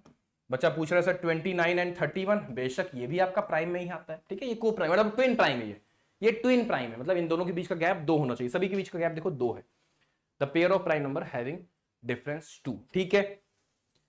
कोई कंफ्यूजन नहीं, कोई डाउट नहीं है, नाइस, बहुत बढ़िया। चलिए हाँ 41 एंड 43 भी है, पूछोगे ऐसे ही करते रहोगे क्या फिर, ठीक है, थोड़ा सा अंडरस्टैंडिंग रखो, ठीक है। ये भी आपका ट्विन प्राइम है। चलो एक आखिरी बहुत इंपॉर्टेंट है, उसको पढ़ लो, फिर हम सेशन को आज ओवर करेंगे, ठीक है, यहां तक ही रखेंगे। लास्ट है हमारा परफेक्ट नंबर्स। ये बहुत कम लोगों को पता होता है, लेकिन मैंने अपने फाउंडेशन बैच में बता रखा है। परफेक्ट नंबर्स कौन से होते हैं, आप कहोगे सर सभी नंबर्स परफेक्ट होते हैं। अच्छा, बहुत सारे बच्चे सोचते हैं जो परफेक्ट स्क्वायर हो, जैसे 4, 16, है ना। आप कहोगे सर 64 ये परफेक्ट स्क्वायर है, परफेक्ट नंबर्स है, ऐसा नहीं है। परफेक्ट नंबर्स की डिफाइन थोड़ा सा डिफरेंट है। बताओ परफेक्ट नंबर्स कौन से होते हैं, कौन बताएगा सबसे पहले।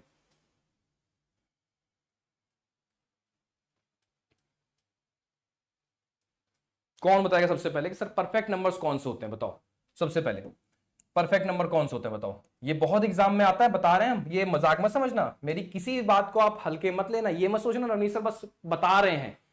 आप किसी भी एग्जाम में बैठ जाओ, किसी भी एग्जाम में, अगर प्री में नहीं आया तो मेंस में आएगा, अगर सीजल में, अगर सीजल के प्री में नहीं आया तो एडवांस में आएगा, मतलब आपको मिलेगा जरूर। ये जितनी चीजें आपने अभी तक सीखी वो मैथमेटिक्स, अगर इन चीजों को नहीं सीखोगे तो मैथमेटिक्स आप क्वालिफाई नहीं करोगे, कहीं ना कहीं रुड़कोगे जरूर, ठीक है। तो जितनी चीजें बताएं प्रॉपर नोट चाहिए। मैं चाहता हूं जो सीरीज शुरू की गई पूरी कॉपी इतनी मोटी रखो कि पूरी भर जाए, पूरा ग्रंथ बन जाए आपका मैथमेटिक्स का, और मोहब्बत हो जाए मैथमेटिक्स से एंड होते होते। इतना डीप रिसर्च के साथ आपको हर एक चीज पढ़ाई जाएगी, राइट। ध्यान से देखो सारे बच्चे, जिसका सम परफेक्ट स्क्वायर हो, ना ना ना ना ना। देखो परफेक्ट नंबर्स कौन से होते हैं बच्चों, परफेक्ट नंबर्स वो होते हैं, जैसे एग्जांपल के तौर पे ले लो 10, 10 परफेक्ट है कि नहीं, पहले हम लोग इसके बारे में चर्चा करते हैं। 10 के फैक्टर्स बताओ, 10 को डिवाइड करने वाले कौन कौन से नंबर्स हैं। मैंने कहा 10 को डिवाइड करने वाले 1 है, हमें फैक्टर्स लिखना है, ठीक है, फैक्टर्स लिखो जल्दी से।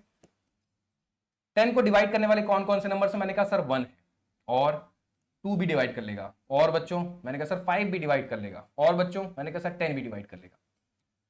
तो जो नंबर इटसेल्फ है वो तो डिवाइड कर ही लेगा, ठीक है, उसको छोड़ दो। तो इन नंबर्स को पिक करो, नंबर उसी नंबर को छोड़ दो, मतलब जो नंबर 10 है उसको छोड़ के कितने नंबर्स दिख रहे हैं, ये नंबर दिख रहे हैं। अब जो बचे हुए नंबर्स आए उन सबका सम करो, कितना आता है, तो 5 2 7 1 8 आता है, सबका सम करने पर 8 आया। क्या ये जो हमारा ओरिजिनल नंबर है ये 8 से डिवाइड होगा, जवाब दो बच्चों। क्या ये जो हमारा नंबर निकल के आया है 8 आया है, क्या ये 10 को डिवाइड कर पाएगा, जवाब दो यस और नो में, जवाब दो यस और नो में। क्या जो सम निकल के आया है, जो सम है, क्या वो इसे डिवाइड कर पाएगा, जवाब दो यस और नो में। नो सर नहीं कर पाएगा, तो ये परफेक्ट नंबर नहीं कहलाएगा, ये परफेक्ट नंबर नहीं कहलाएगा। तो समझ में आया, डिफाइन समझ में आई। डिफाइन ये है कि जो उसके फैक्टर्स हैं उस नंबर इटसेल्फ, जो खुद का नंबर उसको छोड़ दो, है ना, जो रिमेनिंग फैक्टर्स हैं उनका सम करो, उन सबको जोड़ दो और चेक करो कि जो सम आ रहा है वो इसे डिवाइड कर सकता है कि नहीं, मतलब वो उस ओरिजिनल नंबर को डिवाइड कर सकता है नहीं। अगर डिवाइड कर सकता है तो उस नंबर को हम परफेक्ट नंबर कहेंगे, अदरवाइज नहीं कहेंगे। याद आएगा, भूलोगे तो नहीं। एग्जाम्पल के तौर पे बच्चों 6 की हम बात करते हैं, चलो ठीक है, एग्जाम्पल के तौर पे हमने बात की 6 की। चलो अब जल्दी से सारे बच्चे 6 के फैक्टर्स बताइए बच्चों, 6 के फैक्टर्स बताओ सारे बच्चे। मैं कैसे 6 के फैक्टर्स में 1 आता है, नाइस, और सर 2 आता है, बहुत बढ़िया। और कौन आता है 6 को, मतलब कौन कौन डिवाइड कर सकता है, सर 3 भी डिवाइड कर सकता है, बहुत बढ़िया, और सर 6 भी डिवाइड कर सकता है। तो 6 को छोड़ देंगे, 6 को नहीं कंसीडर करेंगे, उस नंबर को छोड़ करके, ठीक है, नाइस। अब हम सभी नंबर्स का सम करने वाले हैं, ठीक है। मतलब 6 को छोड़ के सभी नंबर्स का ऐसा सम कर दो, कितना आएगा? 3 2 5 1 6। अरे सबका सम करो, कितना आया? 6 आया। अब जो यहां पर रिजल्ट आया, क्या वो इस ओरिजिनल नंबर को डिवाइड कर पाएगा? जवाब दो। क्या ये जो सम आया, क्या ये ओरिजिनल नंबर को डिवाइड कर पाएगा? जवाब दो यस और नो में। बच्चों क्या ये डिवाइड कर पा रहा 6 को? हाँ जी सर, कर पा रहा है। अगर कर पा रहा है, that means 6 is the perfect number. क्या बोलोगे? 6 क्या है बच्चों? Perfect number. तो पहला सबसे छोटा नंबर जो होता है वो 6 होता है। सबसे छोटा परफेक्ट नंबर कौन सा होता है? 6 होता है। सबसे छोटा परफेक्ट नंबर कौन सा होता है? 6 होता है, याद रहेगा। चलो एक एग्जांपल हम आपको होमवर्क दें? नहीं, चलो आप बताओ सेकंड परफेक्ट नंबर कौन सा होगा?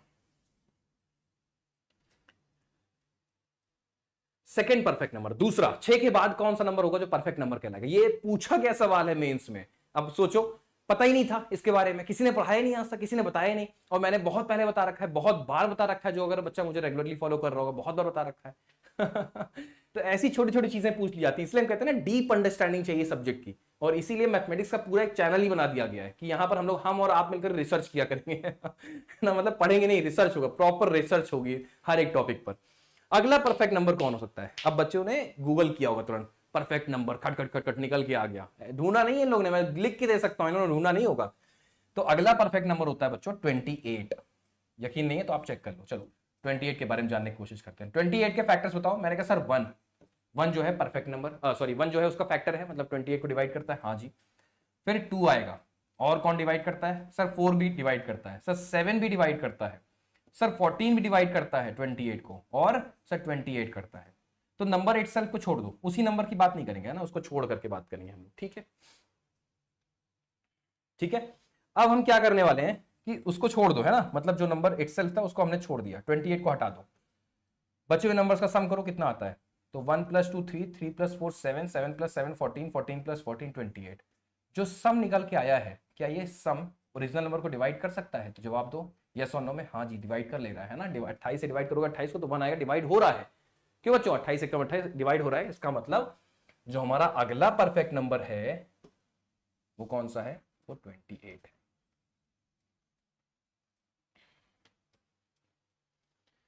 तो ऐसे बढ़ते चले जाएंगे, बहुत सारे नंबर्स आएंगे, लेकिन हाँ मिनिमम ये 2 नंबर्स आपको याद होने चाहिए। ठीक है, ये 2 नंबर्स की वैल्यू आपको पता होनी चाहिए। परफेक्ट नंबर एग्जामिनेशन में कई बार पूछा गया है, और मालूम कैसे पूछा गया है? जब आप लीनियर इक्वेशन सॉल्व करते हो, मेंस में जब सवाल पूछे जाते हैं, बड़े बड़े डेटा सफिशिएंसी के क्वेश्चन पूछे जाते हैं, वहां पर ऐसे ही गिवन किया जाएगा, the value of x + y is the lowest perfect number. लो बच्चा सरेंडर, आसान सा क्वेश्चन। x + y = 6 रखना था उसको, जहां पर x की वैल्यू हो सकता है गिवन की गई, हमें y निकालने को कहा गया है, बट हमें पता ही नहीं कि x + y को 6 रखना है, क्योंकि हमें पता ही नहीं कि लोवेस्ट परफेक्ट नंबर 6 होता है।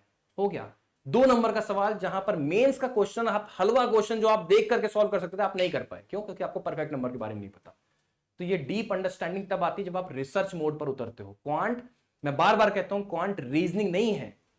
क्वांट रीजनिंग नहीं है जहां पर आपने अपने पास गिने चुने चीजें हैं, 4 5 10 बार 50 बार प्रैक्टिस कर ली, हो गया। क्वांट रिसर्च मांगता है, क्वांट डेप्थ मांगता है। ठीक है, वो चीजें जब तक आपके पास नहीं होंगी तब तक आप बड़े सपने नहीं देख सकते। ठीक है, और मैं हमेशा कहता हूं कि एक बार क्वांट अच्छा हो गया, मैथमेटिक्स की डेप्थ नॉलेज आप तक पहुंच गई, तो जीवन में आपको कोई सफल होने से नहीं रोक सकता। एग्जाम क्वालिफाई होना ना होना वो आपके लिए बहुत छोटी सी बात रह जाएगी। जीवन में आपको कोई असफल नहीं कर सकता अगर क्वांट आपकी, यानी कि मैथमेटिक्स अगर आपको मोहब्बत हो गई तो ये रहा बच्चों आज का सेशन हमारा। ठीक है, जिसमें कि हमने बहुत बहुत बहुत डेप्थ में जाके, बिल्कुल रूट लेवल पे जाके, बिल्कुल बेसिक लेवल पर जाकर के हम लोग क्वांट का ये चैप्टर नंबर सिस्टम का डिस्कशन किया है। नंबर सिस्टम अभी हमारा समाप्त नहीं हुआ है, नंबर सिस्टम के बहुत सारे पार्ट्स होते हैं। नंबर्स का खेल जो है वो यहीं पर समाप्त हुआ। इसके बाद हम लोग फैक्टर्स के ऊपर बात करेंगे, हम लोग रिमाइंडर्स के ऊपर बात करेंगे। ठीक है, हम लोग बहुत सारी चीजें हैं, अभी हम लोग एलसीएम एचसीएफ के ऊपर बात करेंगे। ठीक है, हम लोग यूनिट डिजिट के ऊपर बात करेंगे। बहुत सारी चीजें हैं जहां पर हम लोग सीखने को हम लोग कोशिश करेंगे, सीख सकें, है ना। देखो एक एग्जांपल हम आपको दे दें कि अभी हम लोग कहां तक पहुंचेंगे। जैसे एग्जांपल है बच्चों, आपके सामने मैंने अगर लिख दिया, देखो हम कहां तक पहुंचाएंगे आपको, वो देखो, उसकी वैल्यू को समझो। अगर मैंने लिख दिया 2.3 प्लस मैंने लिख दिया 4.6, तो आप आसानी से ऐड कर दोगे सर, इसमें कुछ नहीं है ना, बहुत आसान है। देखो 2 + 4 6 होता है, और यहां पर मैंने 9 लिख देना है, 6.9 इसका रिजल्ट आ जाएगा, कोई दिक्कत की बात नहीं है। लेकिन अगर इसी सवाल को मैं ऐसे कर दूं 2.333 एंड सो ऑन, और यहां पर मैंने लिख दिया 4.67 6 7 एंड सो ऑन। अब जरा सम करके बताओ। अब आप नहीं कर पाओगे, अब आप परेशान, अब आपसे इतनी आसानी से नहीं होगा। इसको और टफ कर दें, देखो 4.67 एंड सो ऑन, ऐसे बढ़ा दो, प्लस मैंने कह दिया 2.567 एंड सो ऑन। अब देखो क्या है खास, 5 रुका हुआ है, ये रिपीट कर रहा है, यहां पर 6 7 रिपीट कर रहा है सिर्फ, है ना, 6 7 लेकिन यहां पर 5 रुक चुका है। अब इनको आप कैसे ऐड करोगे? बजी खतरे की घंटी और एग्जामिनेशन में ये सवाल पूछे जाते हैं, कैसे करोगे बताओ? परेशान ना। तो नंबर सिस्टम, नंबर्स का पूरा ब्रह्मांड है, इसे आप एक सेशन के अंदर खत्म नहीं कर सकते हो। मैं अगर सुबह 6 बजे तक भी पढ़ा दूं ना तो भी नंबर सिस्टम नहीं खत्म हो पाएगा। तो हम चाह रहे हैं इसको पार्ट वाइज, बिल्कुल डेप्थ में, बिल्कुल बेसिक में पूरा रिसर्च किया जाएगा नंबर सिस्टम के ऊपर, कि इतना सा भी कोई हिस्सा ना बचे। अप्रोक्सीमेशन नहीं है, ये एग्जैक्ट वैल्यू के साथ काम करेगा, ठीक है। चलो फिर तो सेशन को हम लोग यहीं पर क्लोज करते हैं। बड़ी संख्या बच्चों की बरकरार रही, नए चैनल पर लगभग 1100 1200 1300 बच्चे रहे और अभी तक 1K प्लस वॉचिंग चल रही है। मतलब बच्चों को मैथमेटिक्स पसंद आ रही है, ये डेप्थ बच्चों को पसंद आ रही है, बच्चे जानना चाह रहे होते हैं, पढ़ाने वाला कोई नहीं होता है। ऐसा मैं मान सकता हूं, क्योंकि इतनी बड़ी संख्या रात को कितने बज रहे हैं, 11:30 बज रहे, उसके बाद भी बच्चे जुड़े रहे। तो थैंक यू सो मच बच्चों, इतना प्यार देने के लिए। इस वायरल मैथ्स के चैनल को बड़ा नहीं, बहुत बड़ा बनाना है हमें, 1 मिलियन के इस आंकड़े को क्रॉस करना है। मिशन 1 मिलियन के टारगेट को अपने दिमाग में रखो, जहां तक पहुंचा सकते हो वहां तक पहुंचाओ। इस चैनल को देश का सबसे बड़ा मैथमेटिक्स का चैनल बनाने की जिम्मेदारी जितनी मेरी है उससे कई गुना आपकी है। कि आपकी पुश्ते याद रखे कि यार आपको अपने बच्चों को रिकमेंड करना हो ना, मैं रहूं ना रहूं, है ना, हो सकता है हम नहीं हो, लेकिन आपको अगर अपने बच्चों को पढ़ाना होगा तो आप कहोगे कि बेटा देखो एक चैनल था, मेरे टाइम पर वो चैनल था, वहां से पढ़ लो, जिसमें मैथमेटिक्स का सब कुछ बताया गया, बहुत अच्छे से बताया गया। ठीक है, वो सपना है, वो विजन है, और उम्मीद है कि आप लोग उस सपने को पूरा जरूर करोगे, सपने को साकार जरूर करोगे। तो थैंक यू सो मच दोस्तों, थैंक यू सो मच। मिलते हैं कल सुबह 6 बजे अपने वायरल मैथ्स के शो पे, जो कि मेन चैनल अड्डा 24/7 पे ही होगा। आप पढ़ते रहे, मुस्कुराते रहे, देखते रहे, सीखते रहे। अड्डा 24/7 के official YouTube channel paid batch. Thank you so much, thank you so much, thank you so much. जय हिंद बच्चों।